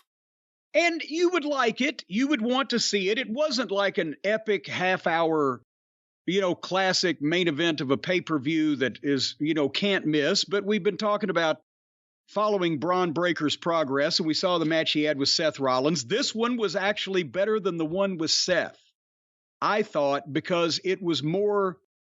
Seth was trying to have a real good match and show the office what Bron could do, whereas this was Bron and Ilja sort of combining to show the best of what they each could do and were comfortable with, and it was only On camera, probably 10 minutes of it made the air. They had a break in the middle, but it wasn't as much the match as just, again, focusing on how these guys in their own way are very unique talents. And Bron Breakker could have been a star in any territory in any time period. And I can't see many others on the current rosters of either of the major companies. Now, I'm not saying there's none. There's Gunther. We've pointed out FTR. We pointed those out, but not many guys on the current rosters could have hung in Mid-South Wrestling or in the Mid-Atlantic territory or in Florida, in Georgia, at a high level. And this guy could. And he looks fucking fantastic. And his work has progressed. Everything wasn't perfect in this one. We'll talk about it in a second. And then Ilja, he's unique. He's never going to be a main event singles guy that's going to carry the company. Bron Breakker will. Unfortunately, Ilja was shortchanged a few chromosomes or genetic markups or makers or whatever. He's only... I don't know if I would put it any of those ways. Well, whatever. He's only 5'8" or 9" or whatever it looks like. He's not the biggest dog in the yard. He doesn't have Bron Breakker's physique. You could say that. Okay. But at the same time, he's unique and he's a fantastic babyface underdog. Because now that Bron Breakker's a heel, Ilja, with the way that he sells and the facial expressions he has and the body language, when he takes a bump and he looks like he's in pain and then he's pulling himself by the ropes and trying to drag himself to his feet. That kind of guy, as an upper level underdog babyface, or not to shoehorn him in it, but if he found the right tag team partner as a tag team guy, whatever, he's got all kinds of value to the company, and his matches are different. And if they hopefully bring him up to the main roster, it would be so much, not only so much better, but different for those programs than everybody. Yes, he's trained in NXT, but he was wrestling beforehand, and he's different anyway. You're not going to make this guy wrestle the same way and look the same way as everybody else. He's a little Tasmanian devil. And he's always in motion in some way, or in action, or in emotion, and showing it. And they had a good stiff back and forth match. Smash mouth offense. And Ilja would fight from underneath most of the time because Breakker's bigger, but at the same time he'd get his flurries, and Ilja's got that style, the modern style, but he makes it work. Remember when we saw Ilja and Gunther? I think that's still my favorite modern match that I've seen from anybody. They traded German suplexes, and they, at the same time had a slugfest where Bron Breakker throws a heck of a punch, even better than his dad's, right, to the head, but he throws it with his body, and he looks like a man doing it. And the one real botch was Breakker went for the bulldog off the top rope to catch Ilja when he was standing with his back to the corner, and he got a little too much jump, and he came straight down and just kind of clotheslined Ilja in the back of the head and went straight over him, and Ilja couldn't take the bump quick enough. But it looked kind of like it might have knocked him out anyway, so he fell to be, to the mat face first. But anyway, they got false finishes going where Ilja hit a coast-to-coast drop kick and then a big flying kick and got a 2 count, and then came off the top rope, but Bron speared him and looked like it knocked a shit out of him, 2 count. And they're selling in between these things. And then Bron went for his finish, but Ilja turned it into a DDT and struggled, but hit a power bomb, got a 2 count. And the other big forearm, and got a 2 count. And then Bron hit they were knocking the shit out of each other. Bron hit a big clothesline. Ilja came back with the knee and then an elbow to the back of the head and got the 3 count. Ilja over Bron Breakker, which surprised the shit out of me. But I can't say he didn't deserve it, because what a fight. And it didn't look like here's this big guy obviously stooging for this little guy's athletic, gymnastic bullshit like you see everywhere. It was a little plucky fucking guy that wasn't going to quit fighting a bigger guy that's jacked up and was hitting him with everything he had. And again, Ilja is unique. Sad to say, I'm sorry, he won't be the WWF Universal, undisputed, recognized world champion probably more often than not. And Bron Breakker will. But both these guys are fucking great in their own way. So I enjoyed it. So it's been a long time now. I shouldn't say a long time, but it's been a while since we first saw Bron Breakker as a babyface, Raw, on TV early. Yeah. Now he's a heel. You've seen him, not every week, at least not since the early weeks, but big matches. How do you think he's progressing? How much? He is. How much time in developmental is too much time in developmental? What should they do with him? Well, he's progressing, and now I think he's trimmed down some. I think he looks a little smaller, but still in great shape than he was when he was a rookie. He's also, now that he's a heel, he had a little sit-down backstage pre-tape, and they may be writing this stuff for him, but it sounded pretty goddamn like something he would say. He made it natural, and he's got emotion. He's got facial expression, so that part has come along. He's still... maybe with the bulldog or, with a few other things, he still may be a little green, but his athletic ability's off the charts, and he has definitely progressed. I don't know. On this one, I will leave it to them because they're with the guy every day. And I don't think that there's a situation where it's like, well, we don't like this guy. We're not going to bring him up even though he's ready. They obviously see the potential and they need stars, and he's going to be one. And so it's not like they're going to leave him down there to languish. I assume he doesn't have an attitude problem. That was Tom Pritchard told me about Seth Rollins or Tyler Black at that point. They didn't like that he wouldn't stop slapping his leg on the super kick, and he was still doing Ring of Honor style stuff because he was better than everybody else in NXT at that point, or whether it was Florida at that time. He was, but they didn't care. And so that's what held him there, was because he had to finally break down and start doing shit their way. I don't see anything they'd want to change in Bron Breakker. So I don't think that they're going to leave him there any longer than he has to be, but they're still monitoring everything about him, and they don't want to rush it. When you've got... let's face it, there was no other way to put The Rock on television in 1996 but to put him on fucking TV. But now they have a developmental program. They have other, fucking avenues. So I don't think they should rush it. And I think as soon as they do bring him up, they got to have a plan. And since he's getting more comfortable as a heel, I think that would be great to start out and then see how the people take to him. Because remember, that same way his dad got over. He was a heel, but he was such an entertaining heel and it was so unique with his personality that people started taking to him. So we'll see what happens. But, they got to have a plan from the time he debuts for the following 18 to 24 months, because that's going to be... He's not just going to languish on the roster until somebody decides to do something with him and he starts getting over. They're either going to push him and he's going to get over, or they're going to waste it because he's a fucking star.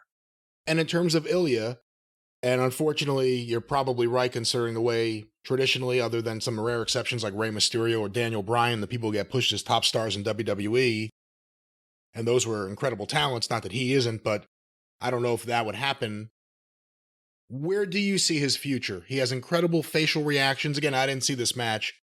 Physical matches that the audience can feel. Him against Gunther on the main roster would probably light up the audience the same way it did in NXT. Oh my God, yeah.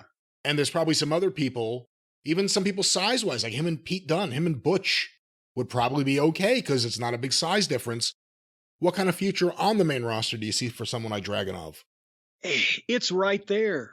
All you have to do is and we heard him talk on an NXT program, and he was practically crying to the audience after his, big victory or whatever. The point is he can talk, he can communicate with that face. He's physically in the ring. He's a great underdog that the big guys can beat up, and he can fight back, and he can believably win because the guy takes a ridiculous ass kicking, and he's likable.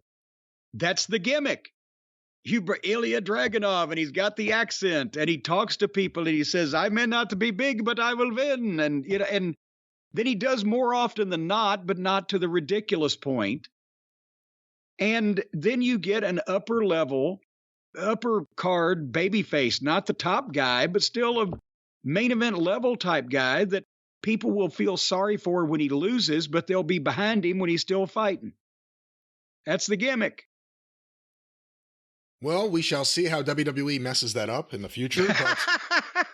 But Jim, going from Bron Breakker versus Ilja Dragunov to something else that we watched over the last couple of days, Dark Side of the Ring's latest episode on Adrian Adonis. Yes, and I was looking forward to this because I think I told you this on the phone, or on one of my phones when I was having phone problems over the last week. I never met Adrian Adonis one time, was never in the same place at the same time, never even saw him wrestle in person. How about that? I don't know that there's that many people you can say over the last 50 years in the wrestling business that I never either met or even saw wrestle in person. So I was interested in this because of the, obviously, everybody knows pretty much these days he was a great worker that got massively overweight and then got killed in a car wreck, pretty much before the explosion of modern wrestling, when his run in the WWF lasted from 83 to 87. And that might now be the only time people really see any of his stuff. But nevertheless. And a lot of his stuff, unfortunately, because of how he was booked and what he was portraying, and it's a ridiculous portrayal, and we could talk about that. Yeah. It's not going to be, there are no adorable Adrian Adonis new action figures from WWE. No. And they have all the other legends get figures. That's not going to happen. Can they even show that on Peacock anymore? The adorable Adrian stuff with the people's signs in the audience and things he was saying? Is that... Because I know they cut all sorts of edited stuff. some other things. Yeah, I don't know. I don't know.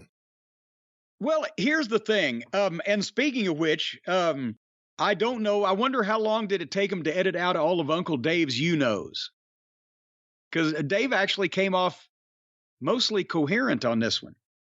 But anyway, here's the thing. This wasn't a documentary on his life in wrestling. It was more like the story of, briefly how he got big and then how he went wrong and then how he died.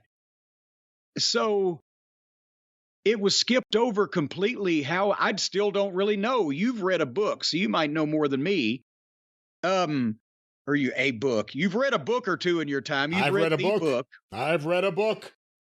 How did he even break in? Because I know that Keith, and here's another thing, his name was Keith Franke, Franke,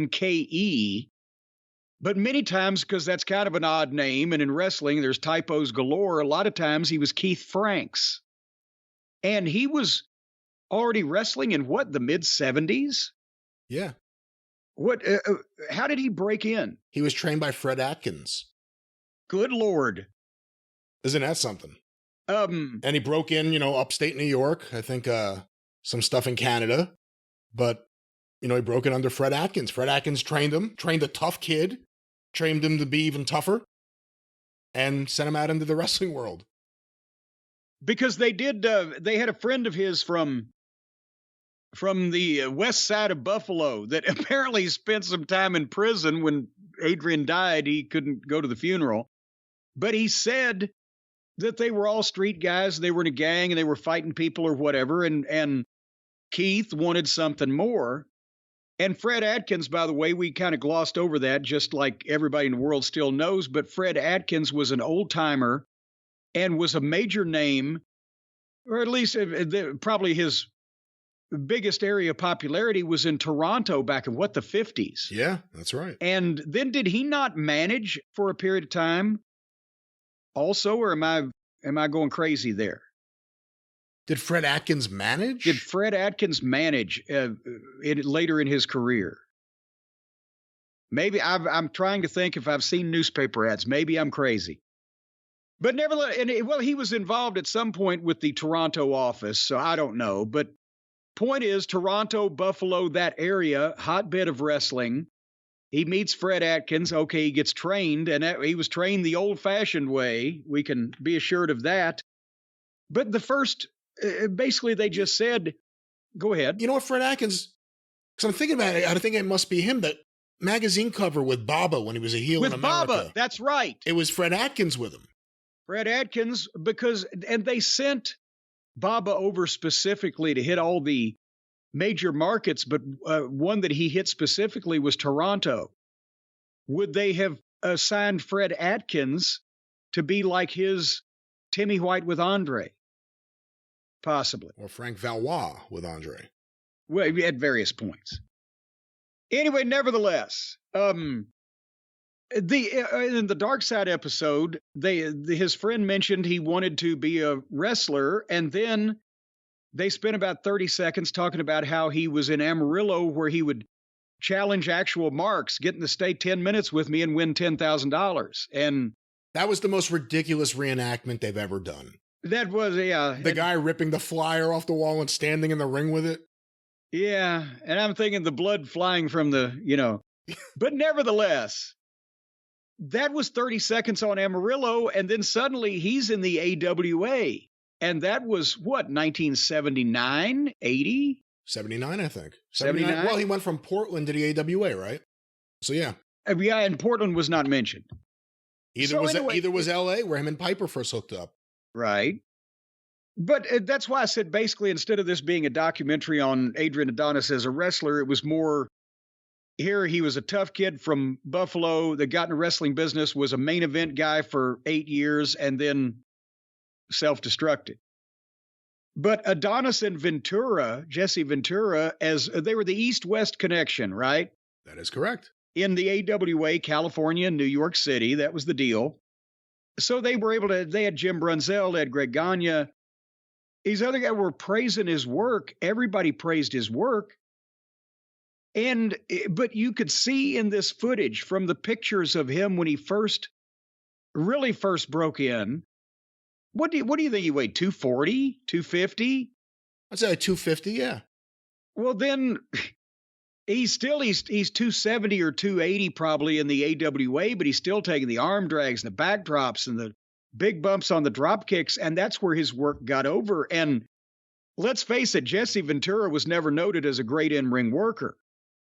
But because he and Adonis together, Ventura was the talker. Adonis wasn't bad, but he wasn't Jesse.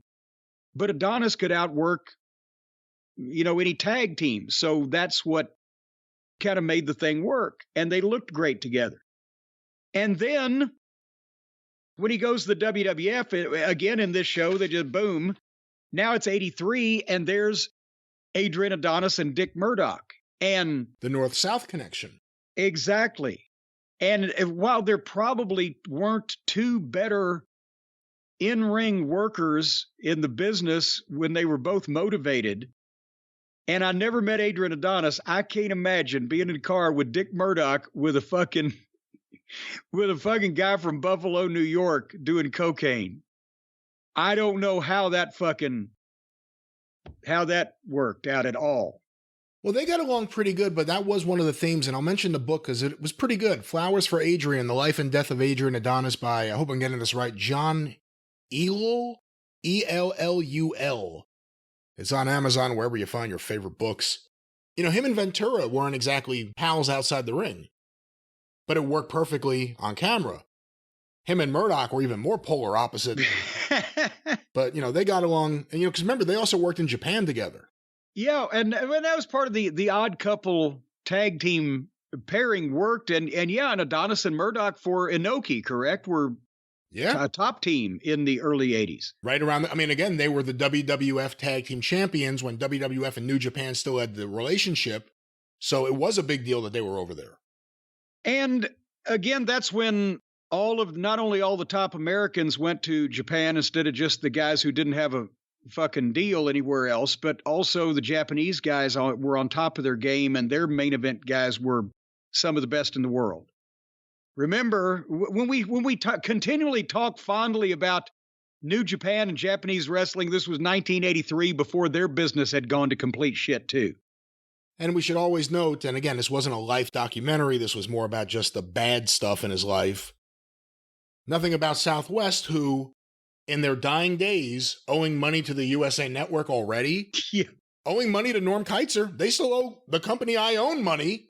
Yeah. The Blanchards. Bastards. For programs and stuff, which I own the rights to. They owed people money. They were trying to do things, but they were trying hard. They invaded Houston against Paul Bosch. They used to have their talent on his cards. Now they were at the summit, and they needed to make a new world champion. And the guy they chose, and they had Tully Blanchard, Gino Hernandez, Bob Orton Jr., Terry Funk, so many people on that show, was Adrian Adonis. Yeah. So when we want to talk about how good he really was, a company trying hard to compete in a quickly emerging national landscape went to him to be their champion. And unfortunately, they went to him to be their champion, and he won the belt in a nearly empty building. And it didn't last long. And then he came back like a couple times, and that was it.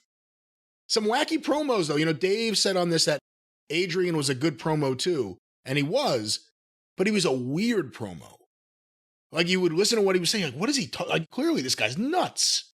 You couldn't even really follow his train of thought. Do you remember seeing his promos? Yes, and I agree with you, and I think that is part of the next topic that was covered on the program was Bret Hart talking about Adrian's cocaine use and how that he ended up when he first went to the WWF in '84. He went in the room and there was Adrian Adonis and a bunch of the other guys. He didn't have a problem with naming numerous names. And they're just chopping up lines of cocaine, but I knew that it was important I be in that room to learn from these veterans. So I sat up until 4 o'clock in the morning doing cocaine. And then I love Bret, I really do. But that was funny. And also it was funny when he finally said, well, then we realized that cocaine's not the friendly drug we thought it was. Yeah, him and Jim Neidhart realized that. But anyway, so that was the root of Adonis's problems. And I think somebody on Twitter had said, was he the only guy in the world that became a cocaine addict and ballooned up to 400 pounds? I forget who it was. It may have been Bret. I forget who it was, but they said it perfectly. If you get really coked up and then you eat a bunch of shit and you fall asleep, and that happens all the time. I think it's Brunzell. Yeah, Matt, you go back to the hotel after the show, you do a bunch of drugs, and then you're going to eat a bunch of things and fall asleep. I don't know how much time he was spending in the gym.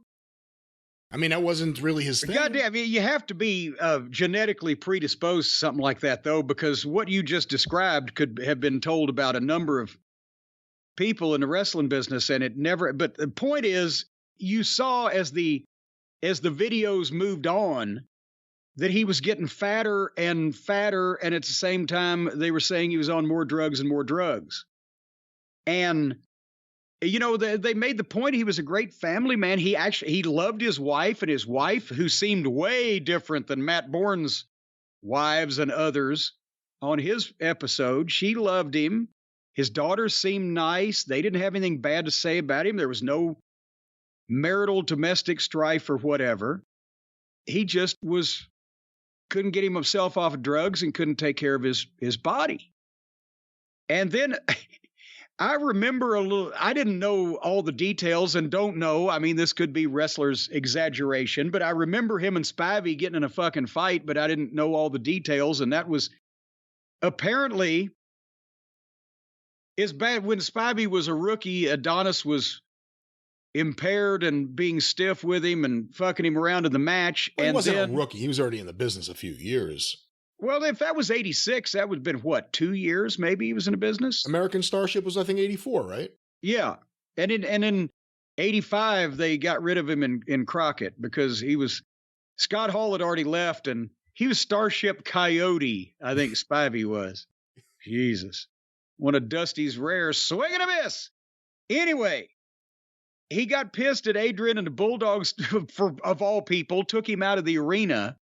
And then the next night they have to work again, and Spivey'd had enough of him and knocked him out. And then they got back in the locker room, and Adonis tried to further it, and he knocked him out again, apparently, sent him to the hospital. So he got knocked out twice in the same night, and apparently they said he never got over that in front of all the guys and everything. Have you ever seen anything like that? Just someone who had, well, actually, now that I think about it, we kind of saw a version of this in front of the camera with different intentions. I was going to say a badass get their ass handed to them, and it, they said how it changed. It changed the way people saw Adonis. It changed the way he felt. Everyone thinks. And I was going to say the one example we could think of, actually, is when they set Dr. Death up in the Brawl for All. Yeah, that was in front of the camera. But that wasn't a setup. It wasn't a setup. It was a match. And Doc tore his hamstring. Then it became a setup because he's a one-legged man. But nobody was trying to be vindictive over Doc. Not to get into another topic. But No. But just the idea that here's this tough guy, has an impeccable reputation as a tough guy, and all of a sudden because of what happens, it changes the way you see them, and it may change the way they see themselves. Well, yes. And that's why I say at a setup, it's like you're doing something to a tough guy that is going to bring him down. They've set up Dr. Death. They thought he was going to win. Everybody thought he'd win. And No, bad choice of words. Bad choice of words. Okay, but nevertheless, and I've never seen a locker room upset, right? I've never seen fucking Ricky Morton kick the shit out of Andre the Giant or whatever. But yes, it would tend to change not only people's perceptions of the guy that got his ass kicked, but also fuck with that guy if he was on drugs already. And that was the thing is well, go ahead. What were you going to say? Well, I was going to say just the actual gimmick itself. There have always been different people who believe that it was Vince punishing Adonis for either his weight gain or his substance abuse issues. And, again, Jimmy Snuka was still on the fucking roster. How are you going to punish one guy for substance abuse considering a lot of people there had issues?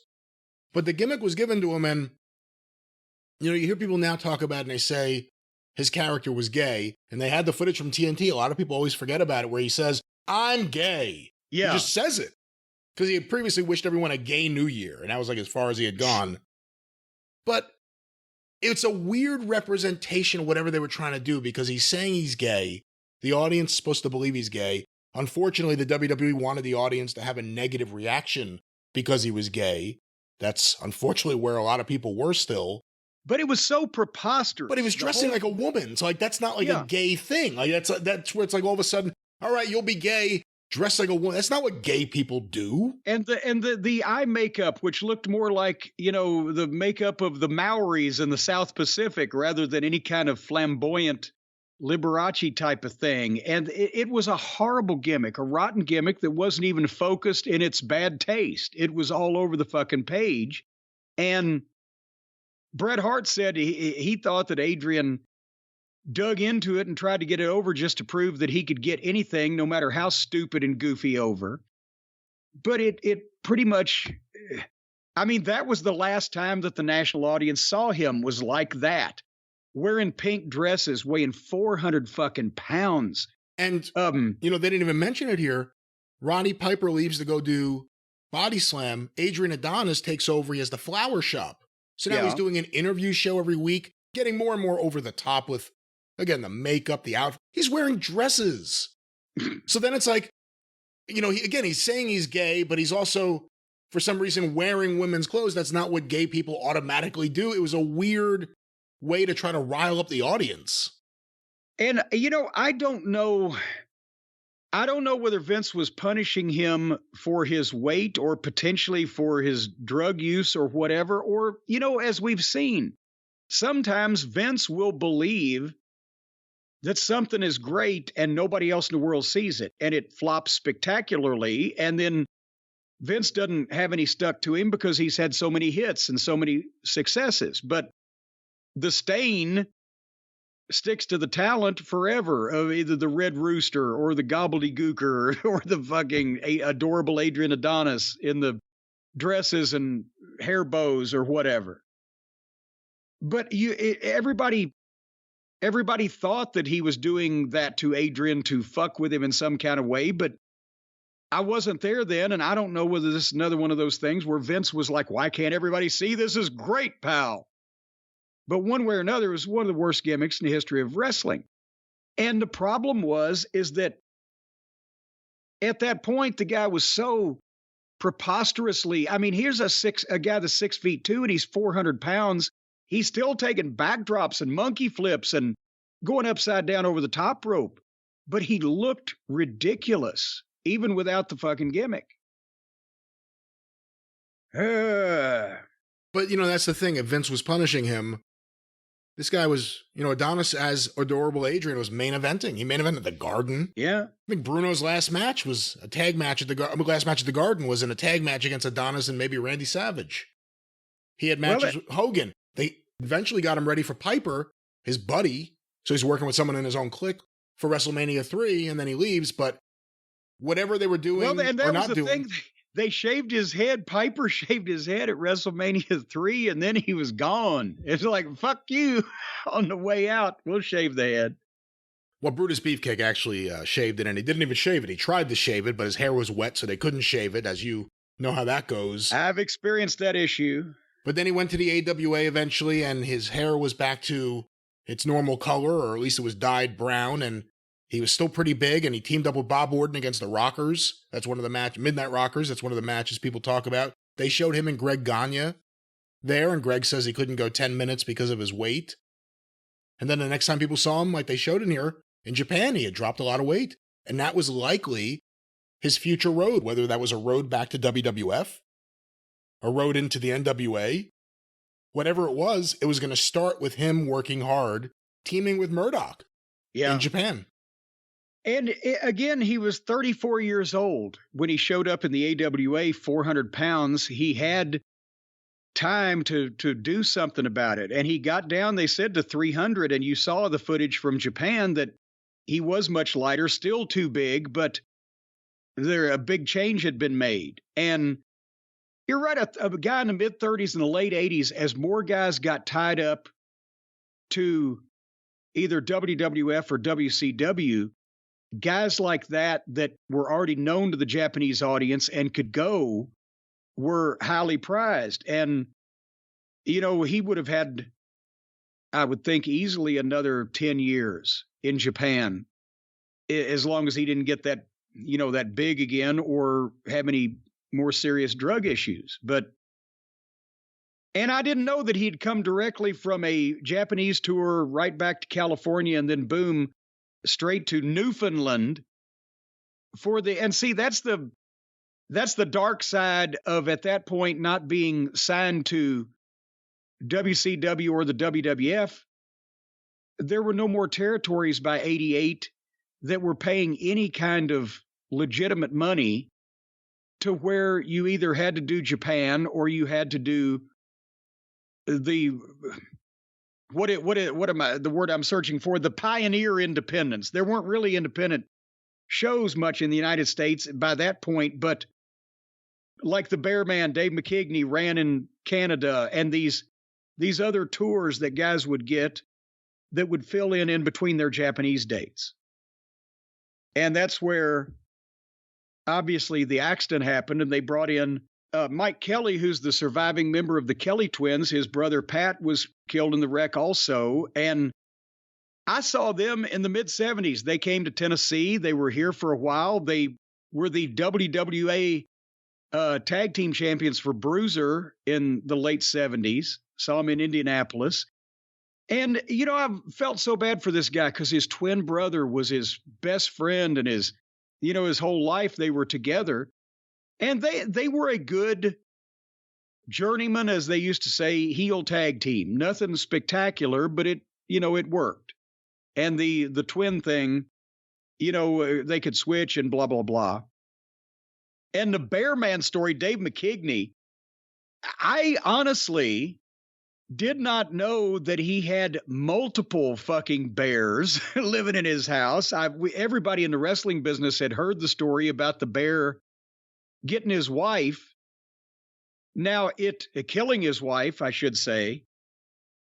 And the story that we had always heard, the newspaper clarified it. The bear was in heat and was unpredictable. The story in the locker rooms was always that his wife was on her period and the bear went crazy. But it's a different kind of heat, apparently. But nevertheless, he has booked these tours. He used to run. He was one of the very early outlaw promoters in Canada, especially, that would run smaller towns in Ontario or in some of these provinces out away from the populated areas that people wouldn't, normally have regular shows. He'd run tours and take the bear and a blah, blah, blah. So that's how Adrian Adonis ends up booked in Newfoundland. And they're in a wreck, McKigney and the Kelly twins and Adonis going to a town to do an appearance, apparently, they said, to promote the show of whatever. And Mike Kelly on this one had said they swerved to miss a bear. And again, the story was, we always heard, and it was in one of the newspaper clippings, they swerved to miss a moose. But one way or another, they swerved to miss some kind of animal and went off the bridge and into the creek. And that must not have been pretty. And it was not described, in detail on the program, but enough from Mike Kelly that you got the idea you didn't want to be there. And as well from Ricky Johnson, Rocky's brother, who now we know has adopted the name Soul Man in honor of his brother. That was a weird thing to include in this, wasn't it? It certainly was, because I don't think Ricky Johnson is still wrestling in his 60s, is he, or 70s? Wait, I don't think he's in his 70s. Has to be maybe 60s, but I haven't heard of him wrestling. He's just the Soul Man around the grocery store. But anyway, did they say, oh, can we just record you? Just say your name and who you are? And then he said that, and then they said, can you do one without the Soul Man? He's like, no, I will not. I am the Soul Man. But he seemed like a very nice guy. He's a nice guy. Yeah. The Soul Man. But, that's Adrian Adonis, I guess, for everybody that, like you and I, that have studied and or been around for a long period of time, the wrestling business, know that he was well thought of and a great worker and had been numerous places before his WWF run and the dresses and the ridiculous gimmick, and even before the WWF run as himself, the badass from New York, the street fighter with, Murdoch as his partner or whatever. But Keith Franks and later Adrian Adonis was a better talent in the territories probably than he was on the main show, because the big show, because he was in better shape and more motivated and on fewer drugs. Although I've said this before and I'll say it again, 1984 TNT, everyone should go out of their way to see it. One of the greatest segments in WWE history. Mean Gene on the Bowery in New York City, waiting for Adrian Adonis and Dick Murdoch to meet Adrian's family and friends and people. Adrian Adonis, who's from Buffalo, New York, although originally, he was put up for adoption. His family was from the Lower East Side, but he didn't grow up there, so he didn't really know anyone.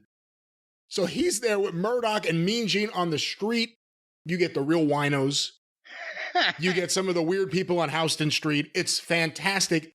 Murdoch and Adonis on the streets of New York with Mean Gene. And see, that's the kind of stuff Vince loved. He loved to go out and just catch people being weird or making people uncomfortable or whatever. That's why he wanted me and Minnie Vader in the bathroom at the bus station, but it didn't work out. Do you consider Minnie Vader a member of Camp Cornette? I don't know that I think he turned in his resignation when he and his opponent both teamed up on me and pulled my pants off and sent me out into the streets on Shotgun Saturday Night. All right, so you just have hurt feelings, so you don't want to say anything good about him. So therefore I ain't giving him any flowers. He pulled my pants down. I'm not giving him any flowers. Well, that was the Dark Side of the Ring episode on Adrian Adonis. And I have to say, the talking heads were really good. The wife was fantastic. The friend from upstate New York I thought was really great. I know a lot of people jump on him. They say he says things that aren't true, or says things that aren't true. I guess that is the way to say that.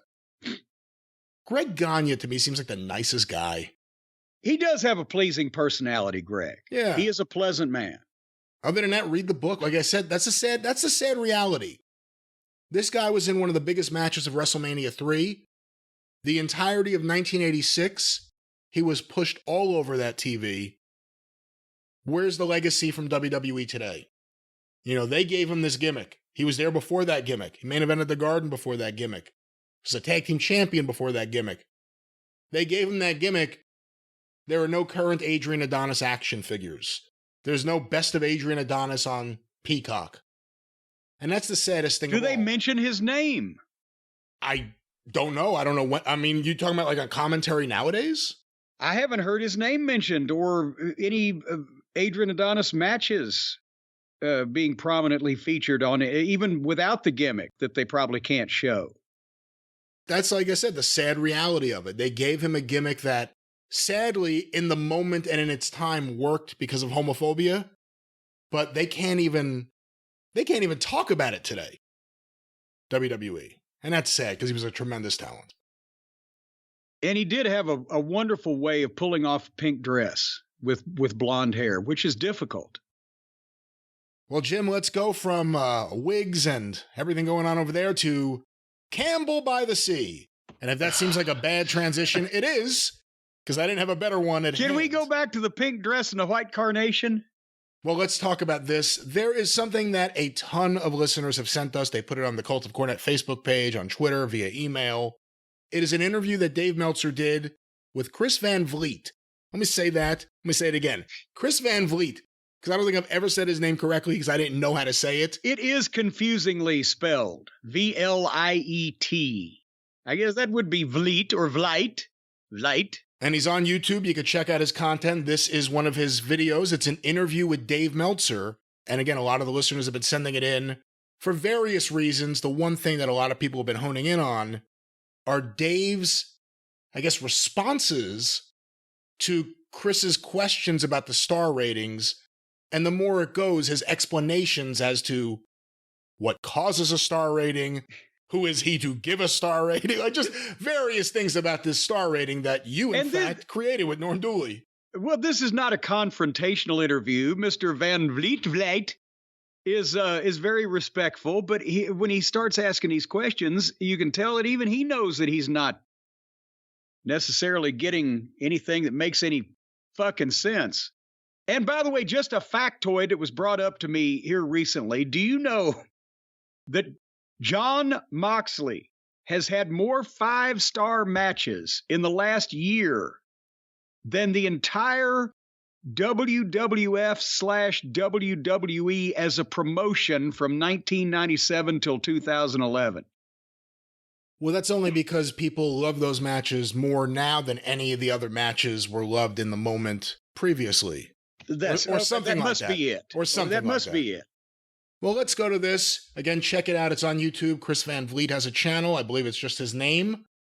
And I couldn't pronounce it. You probably can't spell it. I think it's Vliet. I just spelled it. Well, here it is.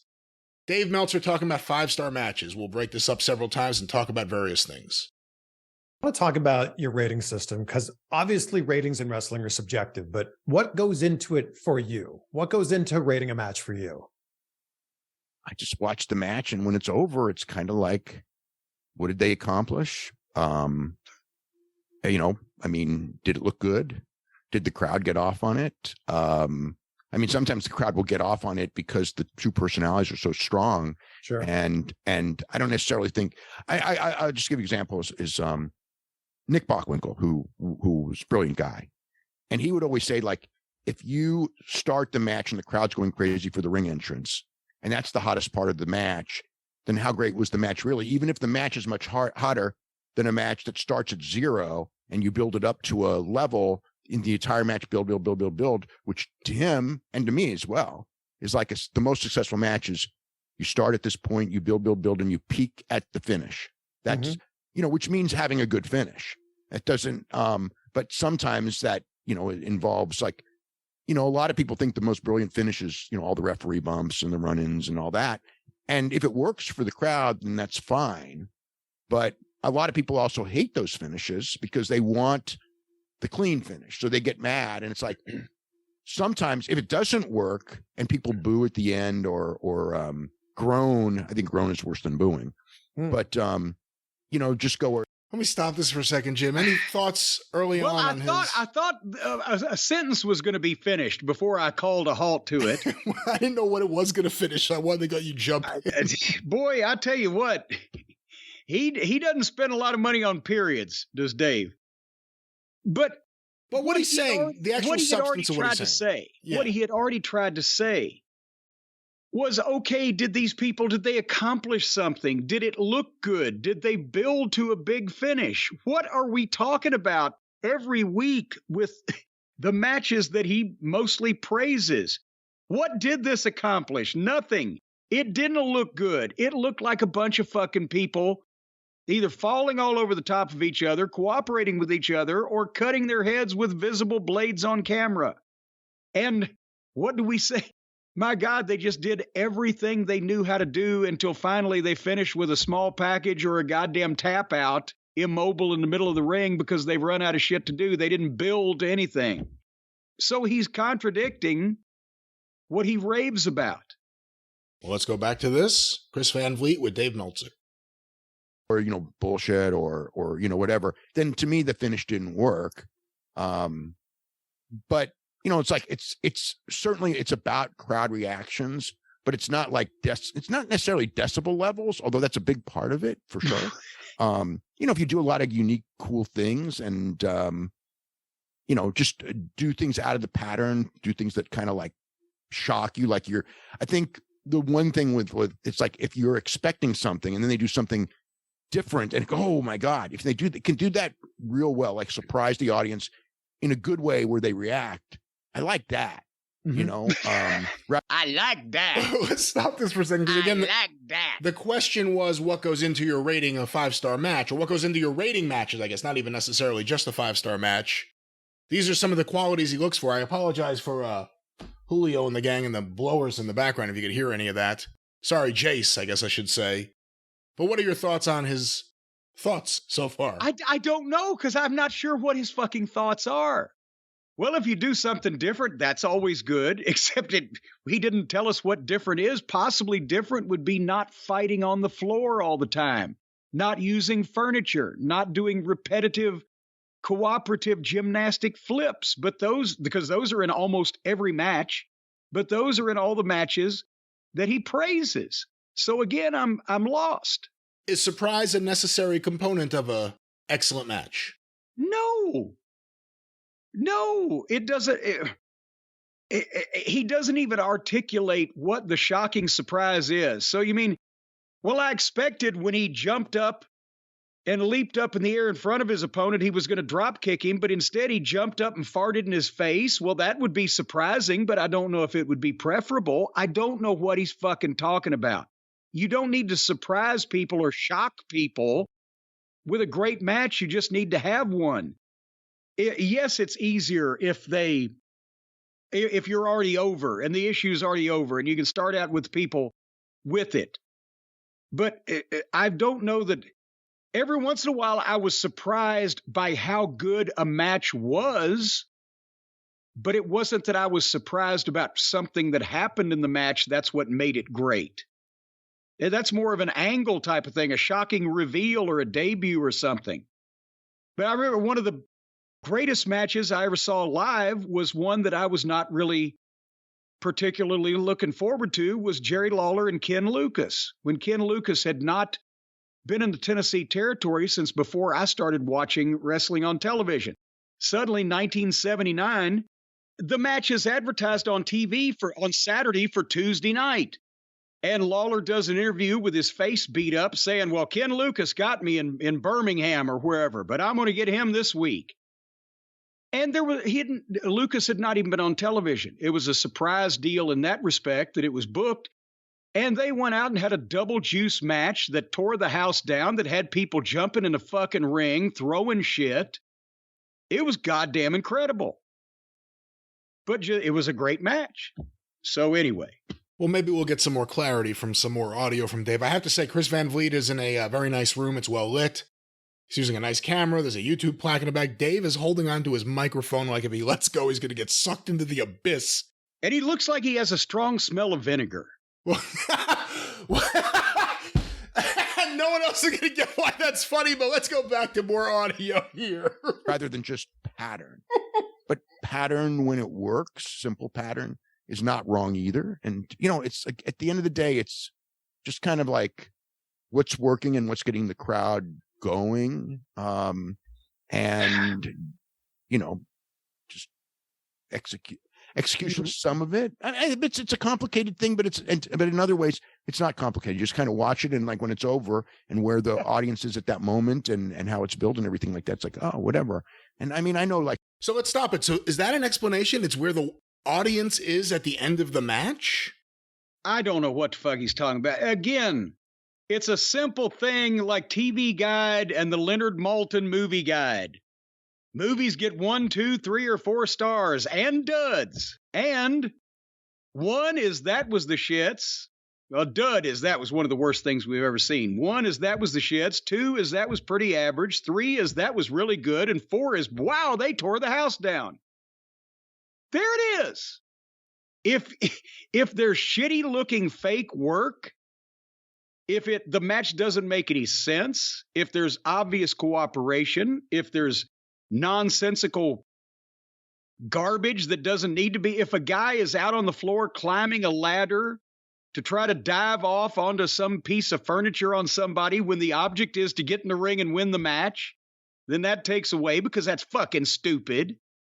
It's not hard to figure out. Just have a functioning brain and figure out, are these guys having a believable conflict, and how exciting was it? There you go. But again, with that argument, how does that justify good star ratings for matches where the match was fine, but the room was dead? Well, let's get more audio here. Like tons of people, and we're all, we're all kind of close, but one of the things, it's like, I think people, to me, like, I'll just give an example. It's like, if I'm sitting at a show and my best friend is sitting with me, and he'll go like, what'd you give the match? And I'll go 4. He goes, I thought it was 4.5. The general thing is okay, we agreed. It was a great match. Yeah. It was a great match. You're never going to be like my thing, it's like, you're not supposed to agree with 4.25, but if you think it's a 2, then we disagreed. And there's nothing wrong with that either.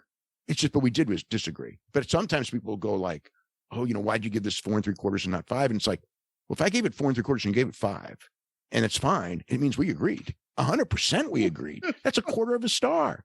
Of course, that's, it's like. Let me stop there for a second. We 100% agree if we're both giving something a different rating? Yes, but all of my friends get better ratings than the people that I don't like. But that don't read anything into that. And again, he's not explaining anything. And yes, of course, you're going to enjoy a match, to your statement earlier, with a crowd. When the crowd is dead, like in the early days of getting Japanese tapes, before the people really got into, they were always crazy over the funks and Brody, but before they got into making noise in every match, right? You remember those days, they'd go to the smaller towns to do a TV taping outside of the big markets in Japan, and the crowd would sit there and politely applaud, right? They wouldn't scream and yell. Yeah. And you would see, I remember a Von Erichs match, tag team match, Kevin and David. That's how early it was.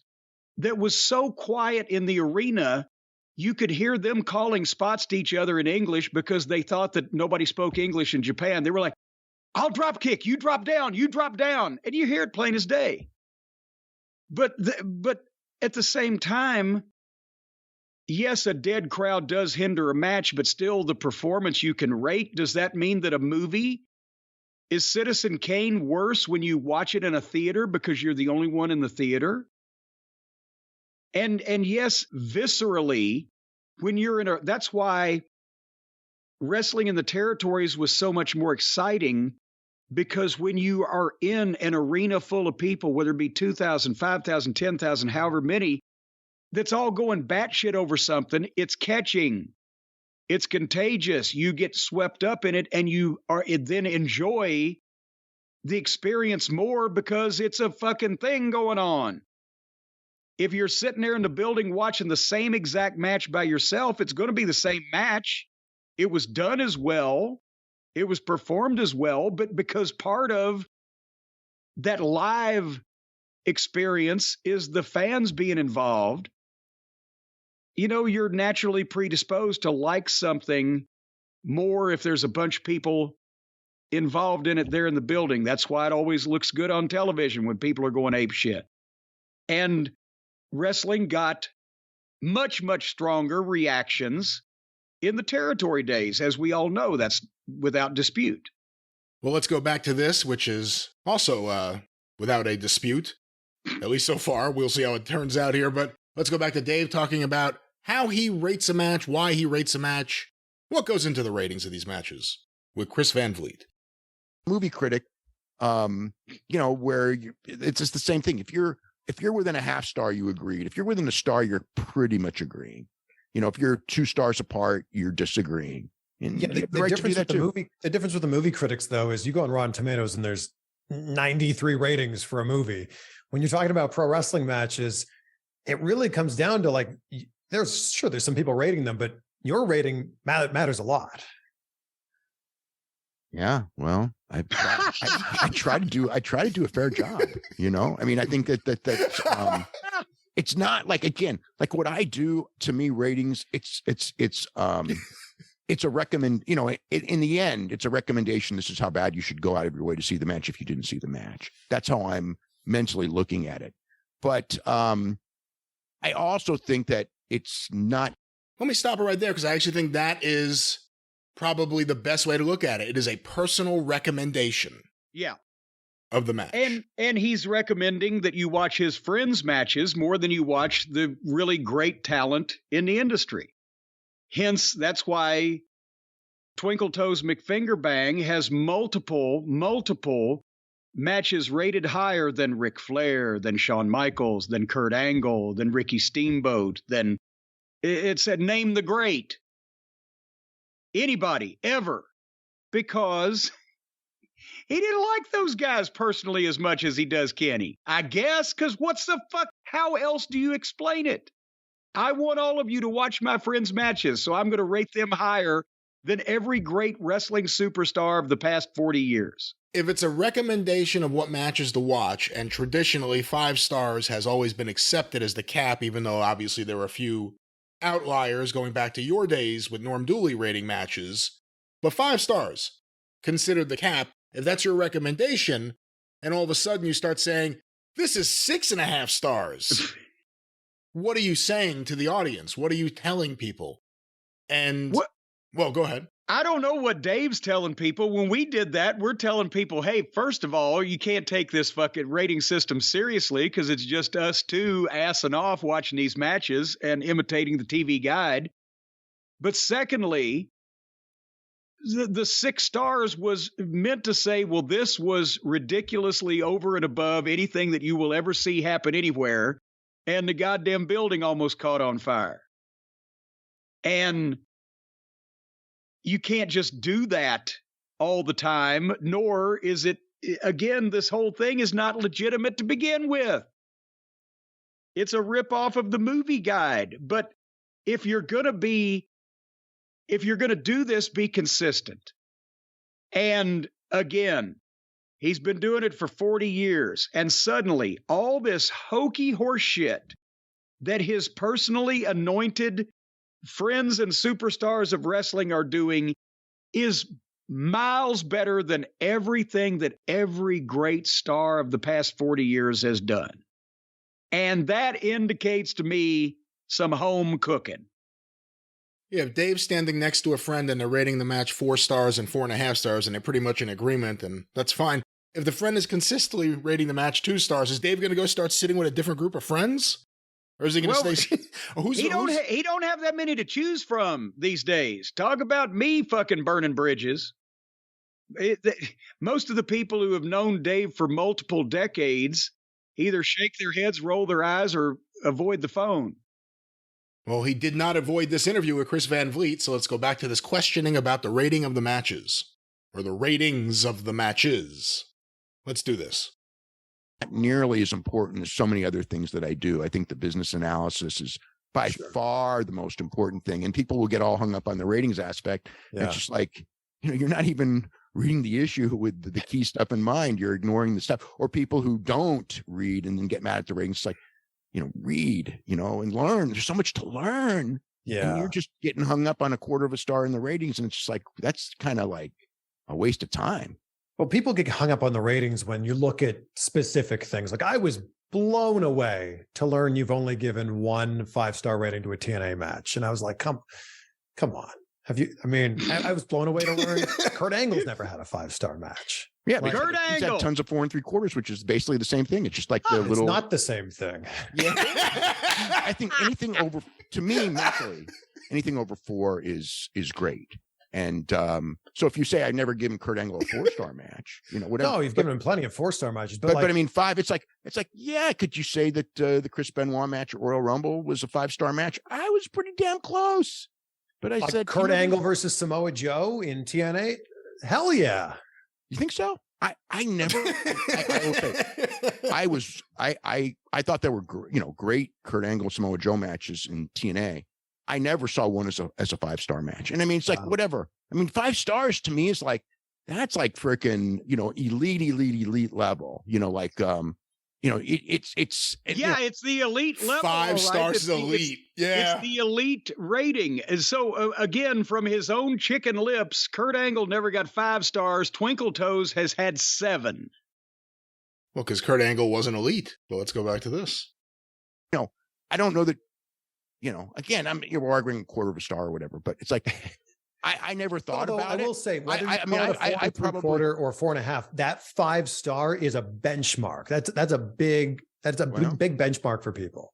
Yeah. Well, it shouldn't be, because if you're at 4 3/4, that means I'm thinking that you should be considered for match of the year. So, but why not give it the 5-star? Why not give Shawn Michaels versus The Undertaker at WrestleMania 25 5 stars?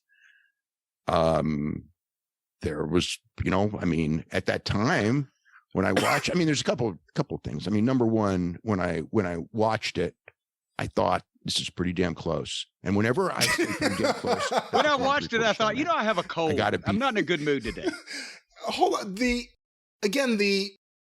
explanation, though, the idea that it's the personal recommendation, but you're not supposed to. The fact that it's a benchmark for wrestlers, which is a truth, which is an absolute truth.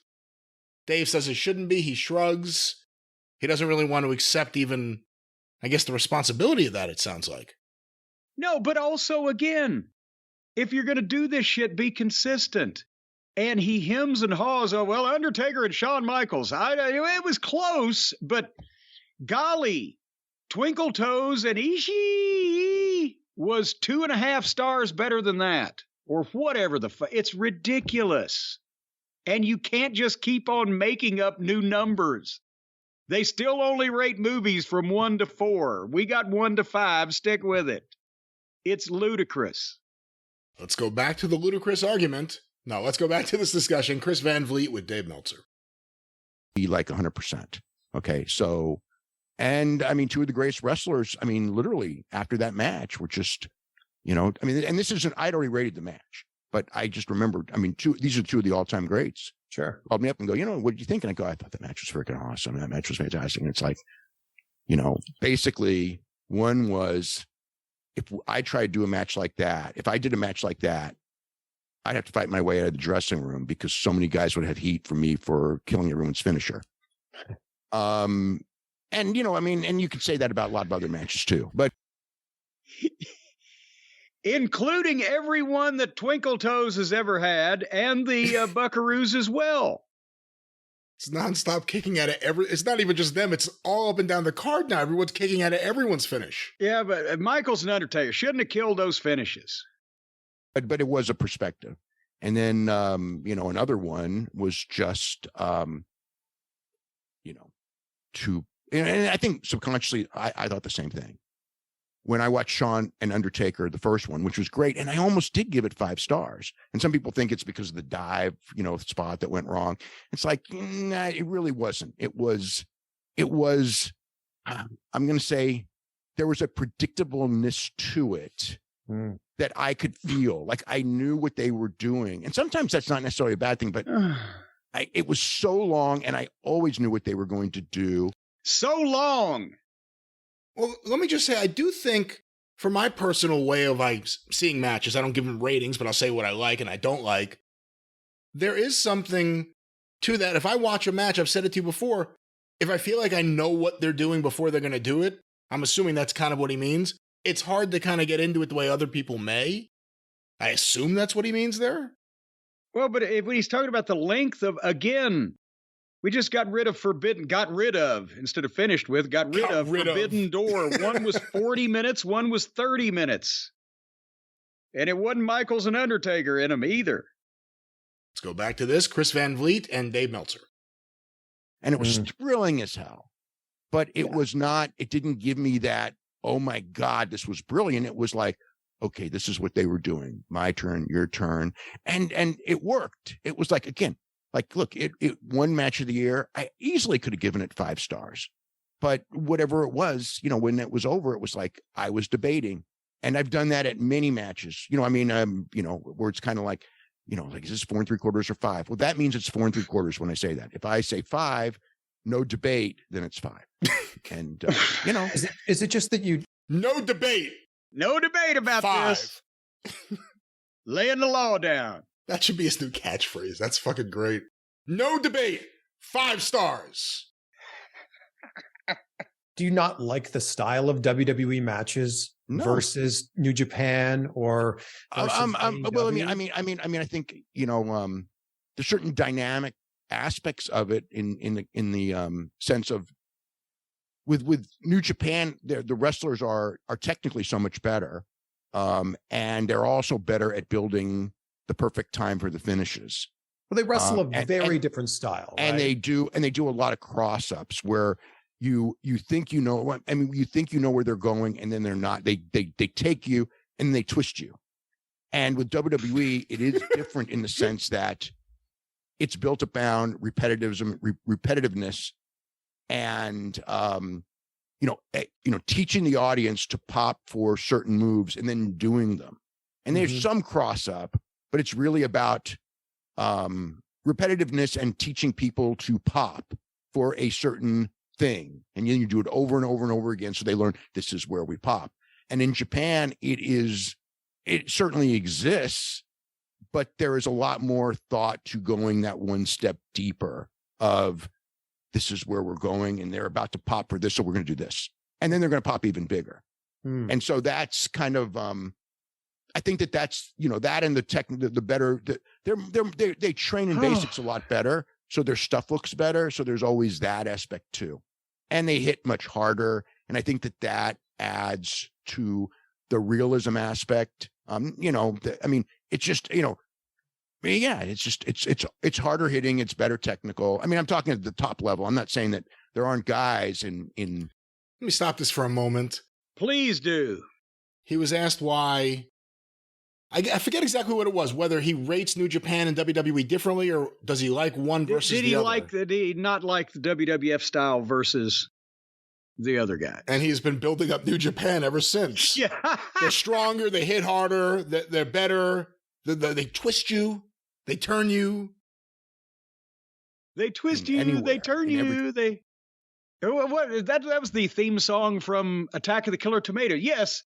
I think that I will miss her. A tomato ate my sister. They'll twist you and slice you and dice you and gobble you up for dinner or lunch. We were so far through the see, I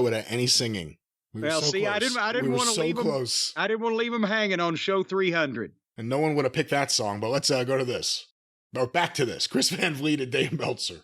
Company who do that or can do that, but it's definitely more of a thing. And, so that's probably where, the New Japan matches will, but again, like people who watch everything, the New Japan matches usually end up getting, and in any of these, not just me, but everyone, you could look at cage match or, grapple when it existed or, it was consistent. I would look at some of those and go like, man, unless it's like a historical WWE match at a WrestleMania, which I actually think that a lot of the Mania matches, because they're at Mania, kind of get overrated, but that's a good thing. It's actually a good thing that you don't have to do as much, but you're at Mania, so it makes it a little bit more special.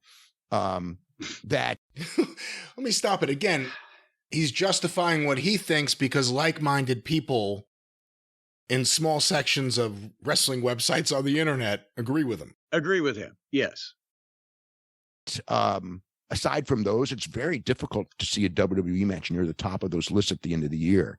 But I mean, again, like it's fascinating to hear all this because it's yet like an example is like for years, not now because things changed, but for years, if you look at my ratings for shows, my NXT ratings were higher than, I mean, it's funny when the NXT AEW thing was going on. So my NXT shows during the TakeOver era were always the highest because they consistently put on great matches, and that's WWE product, so it's not. But WWE as a whole, not NXT, only has 9 5-star matches in the entire history of WWE/WWF. Yeah. And there was a stretch from 97 to 2011 when there were no 5-star matches in WWE. I mean, I don't know, if that just doesn't seem to add up to me. That's an interesting thing. It was very, very hard to get a 5-star match. And I mean, it still is. It's super hard. The only difference is that guys are so much better now. Like if I look back at my, at a match that I would have given 5 stars and I look back 30 years, I look at it and there are exceptions. And they're usually, like in Japan, believe it or not, but even in Japan, I mean, I've seen like, match that I'd given 5 stars that I would look and go like, it's a 4.25, 4.5 star match today. It's like, do you do the reverse? Do you look at matches now and go, man, I give that 4.25, but that really is a 5-star match now? No. I mean, I think that if anything, I think it's actually harder, but there's more of them because. Just let me stop for a second. I think it's harder. You're the one rating them. It's either harder or it's not harder. It's not like, I think it's harder because the council has to let me know what they think. You are the council. But besides that, it's demonstrably obvious that there are fewer really great matches now than there were 20, 30 years ago because of not only all of the great talent that was in the business at that point in time that's gone, and has been replaced by guys that in most cases haven't had the opportunity to get the experience or the training, as well as the indie mindset taking over the amateur class and nobody being in charge. So there's dives everywhere and there's all this bullshit and the hokey furniture stuff. There are fewer matches that you can really sit down today as a wrestling fan and say, wow, that was great. That was 2 fucking pros tearing the house down, exhibiting their skill.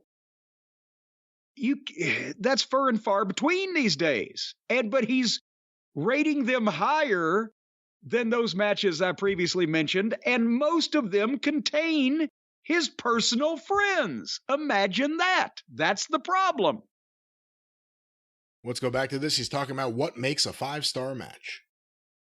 You have, back then, it was, wrestlers had a different mentality in the sense of now they know, it's like the mentality of going into a show used to be, there wasn't as much drive to put on this incredible match, which has, and believe me, that has its good and its bad because like, again, when I watch wasn't that the attitude in Crockett Promotions? I don't give a shit. I don't care who has the best match. Yeah. And we've talked about it in the 80s WWF. That was the case because for the most part, Vince was selling the sizzle, not the steak. He didn't give a shit. They had short matches in and out. But no, not in the organized wrestling business. You never went in there and said, I don't give a shit. Well, in fucking Rabbit Ridge, Kentucky at the elementary school, you went in and said, I don't really give a shit. But not on a real fucking show. It's ridiculous. But everybody wanted to tear the house down by having a good match that the people fucking enjoyed, that got the point across, got the finish in to lead to the rematch to get the house up so you'd make more money. And you didn't need to dive off the top rope through furniture to do that because it wouldn't have made any fucking sense. There's some 45-year-old in Rabbit Ridge who feels gypped right now. Well, sorry, pal, but, we walked and talked on those. AEW big show, just an example. I feel like there's so many risks and it scares me, and like one risk is in, like WWE, you might get one big risk spot in the match and it's memorable and everything like that. But when there's so many, like when I watch a Darby or Sammy Guevara or somebody like that, and it scares me, like they, and that's one of the reasons why also the matches are, getting these great crowd reactions, because they're working for crowd reactions. Sure. And the crowd does react to it. And younger, hungrier guys are going to do crazier and crazier things. And we've seen that. And, it's good and it's bad. Was there a point in the 2000s when it was, you were tougher on ratings? Because I think in the 2000s, 2000 to 2010, you only had 7 5-star matches for that entire decade. I didn't think there were as many great the matches. Did you just not watch TNA? I'm just so religiously. This guy likes his TNA. I watched every TNA pay-per-view. I saw, there were all kinds of 4-star matches back then. And I actually, if you look back on the different, you'll see it. 5-star match is like, to me, 5-star match, even today, should be like, okay, this is probably going to win match of the year. And when I look at that, back then, like now, there's more, because it's just like there's so much and it gets over so big in the sense of nobody watching. Because guys are working for that. Yeah. They're working for his star rating. Like he's answering his own things without admitting it or answering it. Yes, and they're working for his star ratings, and that's why nobody else is watching. Because they're trying to do a bunch of fucking moves, like a bunch of the chimp cage at the zoo, instead of worrying about drawing money and making sense. The fact that the fans are reacting to a lot of it, and not in every place, as we've seen with AEW, it doesn't stop people from doing this stuff. The guys in the ring, the guys who do all the stupid things, a lot of them are doing it for Dave's rating. And he knows that. But even now, there's, I'm going to hear a lot more about, this match should be 5 stars. And it's like, to me, it's like, if I don't think that this is going to be somewhere pretty damn high in the ballot for match of the year, then it's not a 5-star match, especially now, or even then. Granted, there were years that the 4 3/4 or 4.5-star matches won match of the year. And that would never, that could happen now too, because again. But what about the list of people who never had 5-star matches? I'm sure you're familiar with the people. I don't even worry about it, because it's like, but like, these are legends: Eddie Guerrero, Triple H, Randy Savage, Kurt Angle, and it's crazy. Rob Van Dam. Let me stop it right there. What do you think about that? You never really think of it in that context. Who hasn't had a 5-star match? Never got a dinner. Shecky Green never got a dinner. As an old Dean Martin show routine. That's what I'm saying. It's ridiculous. It's ridiculous. Even then, apparently, he was rating matches based on flipping and moves rather than impact and meaning. So based on his explanation so far, he's personally recommending more of these Young Bucks matches, including ones in rooms that it didn't get as big a reaction as other matches. He's recommending those matches more than he is matches with, like he said, Randy Savage and whoever else was on that list. Because he's saying it's his personal recommendation. 5 stars is the highest. Certain people have been able to get past that. He's recommending those matches more than everything else in wrestling before it. Yes, that's exactly what he's saying. Including how he ranked things that he loved that way at the time. It's insane. Let's go back. Yeah, because he did. He liked him as a fan, but he wasn't personal friends with the people involved. How many 4-star matches? It's 4 stars is what you should be looking at, not 5. 5 means like it's a completely different animal. But then you got someone like Kenny Omega who has 10 5 or better matches. Yeah. So, but then if you're like, well, 4s are what matters, then 4s is what matters. Like, hey, Kenny Omega and Will Ospreay and Misawa, those guys. Yeah, they're freaking incredible. Absolutely. They're incredible. They're incredible, and they were put in positions to have those matches where most of these guys, Kurt, as an example, if Kurt was put in a position Was with in New Japan, Misawa, if that's the guy, or maybe a Kobashi or whatever. I mean, he did with Chris. And you know, like I said, I came close with but it's like I've always thought Angle was great. He's got tons of 4-star matches. Let me stop it for a second. I don't even. He's trying to justify that. I mean, I gotta say, Chris Van Vliet, in a very nice way, is kind of factually just asking him about these things, and Dave doesn't have any true answer, does he? No, he has nothing.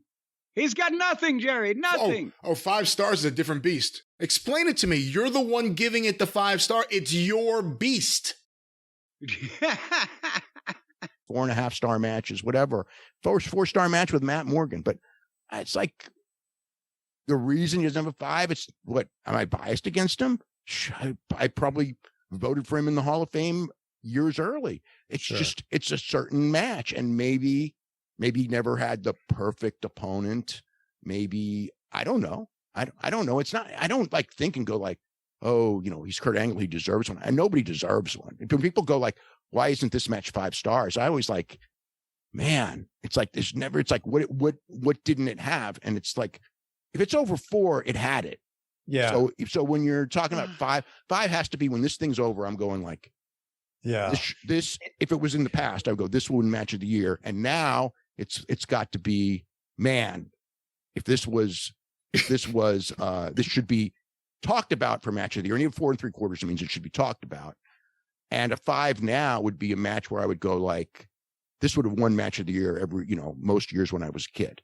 Because, but I mean, WWE's had 9 in their entire history. AEW has had 21 in 4 years. AEW's wrestlers work much harder to in that style. CMLL in that style. What does that mean? In the style that he likes, which involves the floor exercise of the high school gymnast team. In that style being the style that he personally recommends with a 5-star rating. That's what he's beating around the bush for 20 minutes to say, but let's go back. Which is my favorite style of wrestling, by the way, or was. I mean, I like all styles. See, how many CMLL have? I don't know. I'd have to pull that stat up. I'd say it might be, it might, I don't know. It might be 0. And I mean, and because the CMLL style that I love is not something conducive. It's absolutely conducive to. I think it is 0. Yeah. Okay. Well, there you go. My favorite style from childhood. Wow. Okay? And the reason is because the CMLL style is conducive to 4-star matches, but there's something that makes a 5-star match that their style is not conducive to. And I would say the same thing about WWE's style in general, although there are exceptions. Sometimes it's just the right thing and the right magic happens. And it is that, but NXT had that all the time. I would give there's many NXT matches because NXT. I think there's 9. That's the same company, but it's the style that they're working for. You know, the WWE, the NXT style was a lot more based on, like what we talked about, trying new things. Taking risks. Taking not necessarily injury risks, but trying new things or just going and giving guys more time in main events or giving. So we're getting some of the qualifiers here. Risk, time. These are things that go into making a 5-star match. And generally, those things make a match worse because the longer it goes needlessly, the more chances they miss to go home and get the fuck out of there while they're ahead. And at the same time, when they take a risk trying to do shit they don't know how to do, they all fall in a fucking heap and it looks like a bunch of fucking amateur drunks. He looks for risk and time. That's why the Young Bucks work 20-minute matches where they do flips nonstop. Because that's what Dave likes. Yeah. We're matching guys up that are going to deliver a great match, which was part of that thing. Whereas with WWE, that's, you're doing feuds and you're doing, it's just a different thing. It's not really conducive. To the style of wrestling I like. To the style of wrestling I like and want to rank high. It's like, it's not as conducive to a 5-star match. It's really not conducive to the style of match that you like. Bingo! It's, No, Because New Japan has 82 5-star or better. I mean, I know, and TNA has 1. Yeah, WWE has 9. Like, it just seems like there's a certain style of match that you prefer, and that's I mean, totally the way that they build in climax. Yeah, absolutely. Yeah. He broke my loves heart. the way My they favorite match of all climax. time is He loves the way they climax, and it's not conducive. And I'll tell you what, here's an easy way to get an extra half a star: tickle the taint. Well, I think we're going to finish up with this next segment here, which is Dave talking about why The Rock versus Hulk Hogan at WrestleMania in Toronto didn't get 5 stars. At least I think that's what this is. Let's go to this. Rock versus Hogan, WrestleMania 18. But that's a different style match. That was all heat. I mean, it was great for what it was. That crowd reaction is unmatched. It's unbelievable. It's unbelievable. Yeah. But it was a 3-star match, Yeah, Dave. well, I mean, that was, Can we right now make that maybe a 4-star match? Look, we're Could talking we go about back matches. and change We're it? matches from decades ago. I think that probably, maybe we should. But I don't look back. I'm looking at the future. Yeah. But I mean, like, yeah, it's probably. That right there, I think, is the most telling statement. We'll go back to the last bit of audio. I'm looking to the future. He hitched to what he thought the future was, and he tried to anoint it. And anyone that stood in the way is a problem. And unfortunately, he's now seeing that the greater population at large doesn't like his little friend's play acting. And he can't fucking come to grips with that. Which, of course, means one thing. CM Punk is the enemy. But let's go back to this. Probably, I was probably wrong on that one in some ways. I mean, heat-wise, of course. But it's all about memories, It's like that match, if 2 other guys did that same match, move for move, right? It'd have been nothing special. But, that's part of it. And maybe that's what I was going like, okay, if any 2 other guys, but yeah, should it have been 4? Probably. Sure. Why not? If you watch it's like whatever. It's like when I watched it, the day I watched it, it was very predictable to me. And maybe that was the problem, that I knew everything they were going to do when they did it. And which isn't necessarily bad either, because that is always, whatever. I don't know. If you watch a match live. Let me stop it there. Again, it goes on. I encourage people to check out the full interview. It is a really good conversation. Chris Van Vliet with Dave Meltzer is on it's on Chris Van Vliet's YouTube channel. But Jim, you started this star rating business. What are your thoughts on the most famed star rater and his thoughts on the star ratings? I still don't know really what his thoughts are, cutting through the various effluvia slide of words, except that he's pretty much admitted that he rates the shit that he likes high, which is kind of what the idea of rating shit to begin with is. But that's why the people shouldn't take it fucking seriously. It's a guide. If a movie that you might want to watch gets a 1/2 star, maybe you'll think again about wasting your time. But if you want to see it and it's 2, 3, 4, whatever, you're going to watch it. It doesn't mean that much.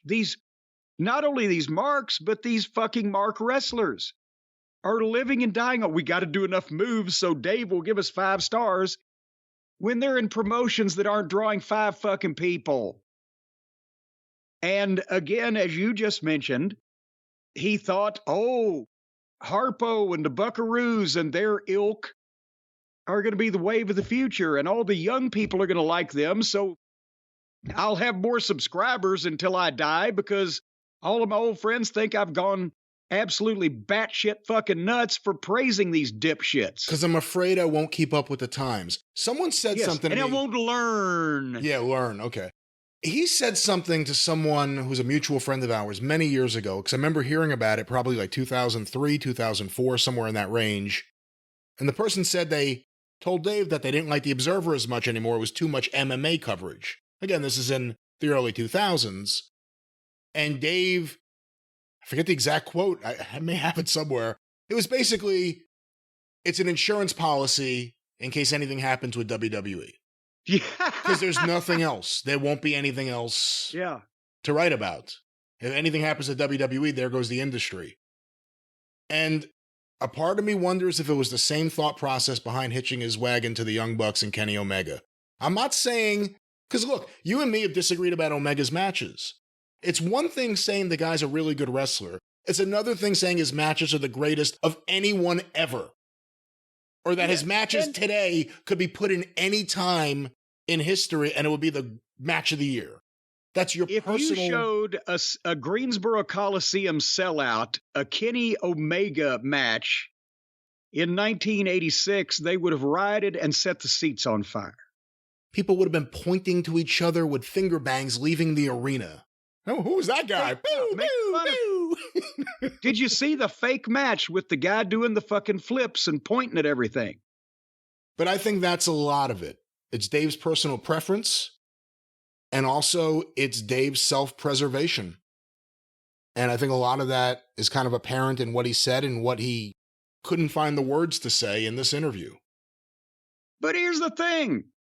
We've easily found an audience, and it's bigger than the one he's got, and it's bigger than the one that the modern fucking wrestling promotions have. It's all the wrestling fans who think this shit sucks, and they're offended by it. And the same reason that you are not as offended by Kenny as I am, because you were... Even though you were a wrestling fan, you were not someone who depended on the wrestling business for your income and took that That's right. deep level of pride in it. So yeah, the fucking guy's a jack-off. He wrestles sex toys and fucking children and does inappropriate things with his fingers up other guys' asses. But you're not as offended as deeply as I am. You can say, okay, he's a pretty good wrestler. No, I don't like that stuff, but I can. Well, enjoy I'm his saying matches. you're not as offended as deeply as I am. As someone from the business, absolutely not. As someone from the business. And that's why I'm offended by anyone from the business that's not offended by this fucking asswipe. And because they should be. And they're disappointing to me that they're not. But that's the thing when you're talking about the size of an audience.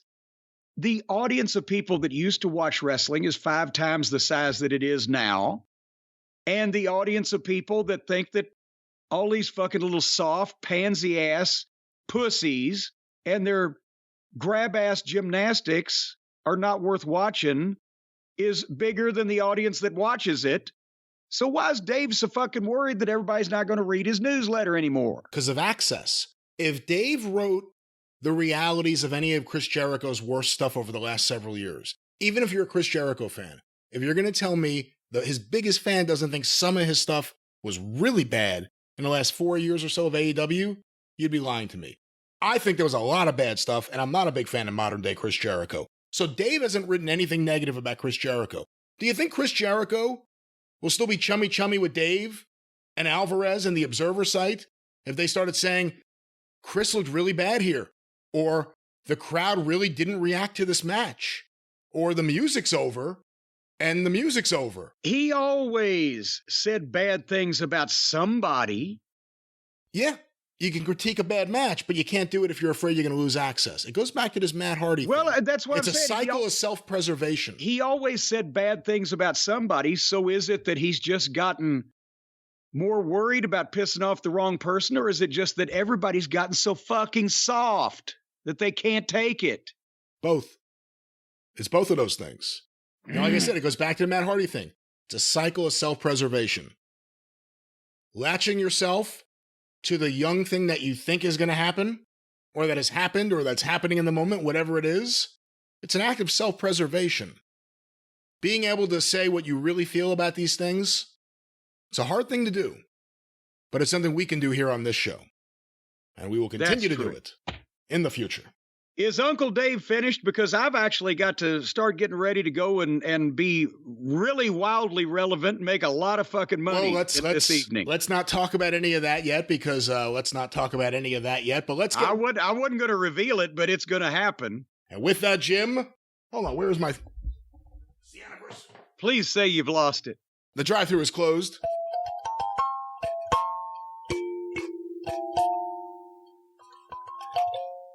I could never come up with a good ending. All right, well, here it is. The Jim Cornette Experience returns. It's never been away. Some people just may not have heard it over the last couple of weeks. That's right. For those of you who've been paying attention on YouTube, you can keep doing that. More content coming at you. For those of you who go to the podcast feeds, all the programs that have been on YouTube for the last few weeks will be updated to the feeds if they have not already by the time you hear this. And all the podcast feeds themselves should be updated by the time you hear this. The Jim Cornette Experience I'm going to say early next week. We'll talk more about it later, wherever you find your favorite podcast. And of course, next week on Jim Cornette's Drive Thru right here, wherever you find your favorite podcasts. Go through the archives. Patreon, how did we say it? Patreon. Patreon.com. I don't know why I did a r. Patreon.com/Cornette. $5 a month gets you access to the archives going back to the very beginning in 2013. This is episode 300. Go hear the 30-minute version of the drive-thru going back to 2013. Patreon.com/Cornette. You can follow Jim on Twitter at @JimCornette. You can follow me on Twitter at GreatBrianLast. You can hear me on the 605 Superpodcast at 605pod.com, or available wherever you find your favorite podcasts, and of course the wrestling news every day for free, your daily wrestling newscast, thewrestlingnews.com, or Arcadian Vanguard's Wrestling News, wherever you find your favorite podcasts. Cornette's Collectibles at JimCornette.com. What's going on, Jim? Oh, boy, howdy. The feather bottoms are working overtime. Don't forget the classic Cornette face shirt is available. It's all over AEW television, as well as the behind the curtain graphic novel, the Inside the Ropes magazine with me on the cover. And of course, the last, I don't know how many now, a couple of hundred or less of the breast cancer pink action figures with $10 from every figure at this point now going to the City of Hope. That's right, the City of Hope, not the City of Dope, but go to JimCornette.com and do all that right now. Of course, the official Jim Cornette YouTube channel. Go to YouTube and search for Jim Cornette. It'll come right up. Full episodes, clips of episodes, omnibus collections, all with the very popular Travis Heckel artwork and the guest artists. The official Jim Cornette YouTube channel. The drive-thru is brought to you by the law office of Stephen P. New, 888-692-8084. Get even with Stephen at newlawoffice.com. But got to sue some knucklehead that's going bankrupt without paying you what he owes you? Call Stephen P. New. That's right. More to come. But until more to come on the experience, and next week right back here on the drive-thru for Jim Cornette, I'm the great Brian Last. Tally-ho!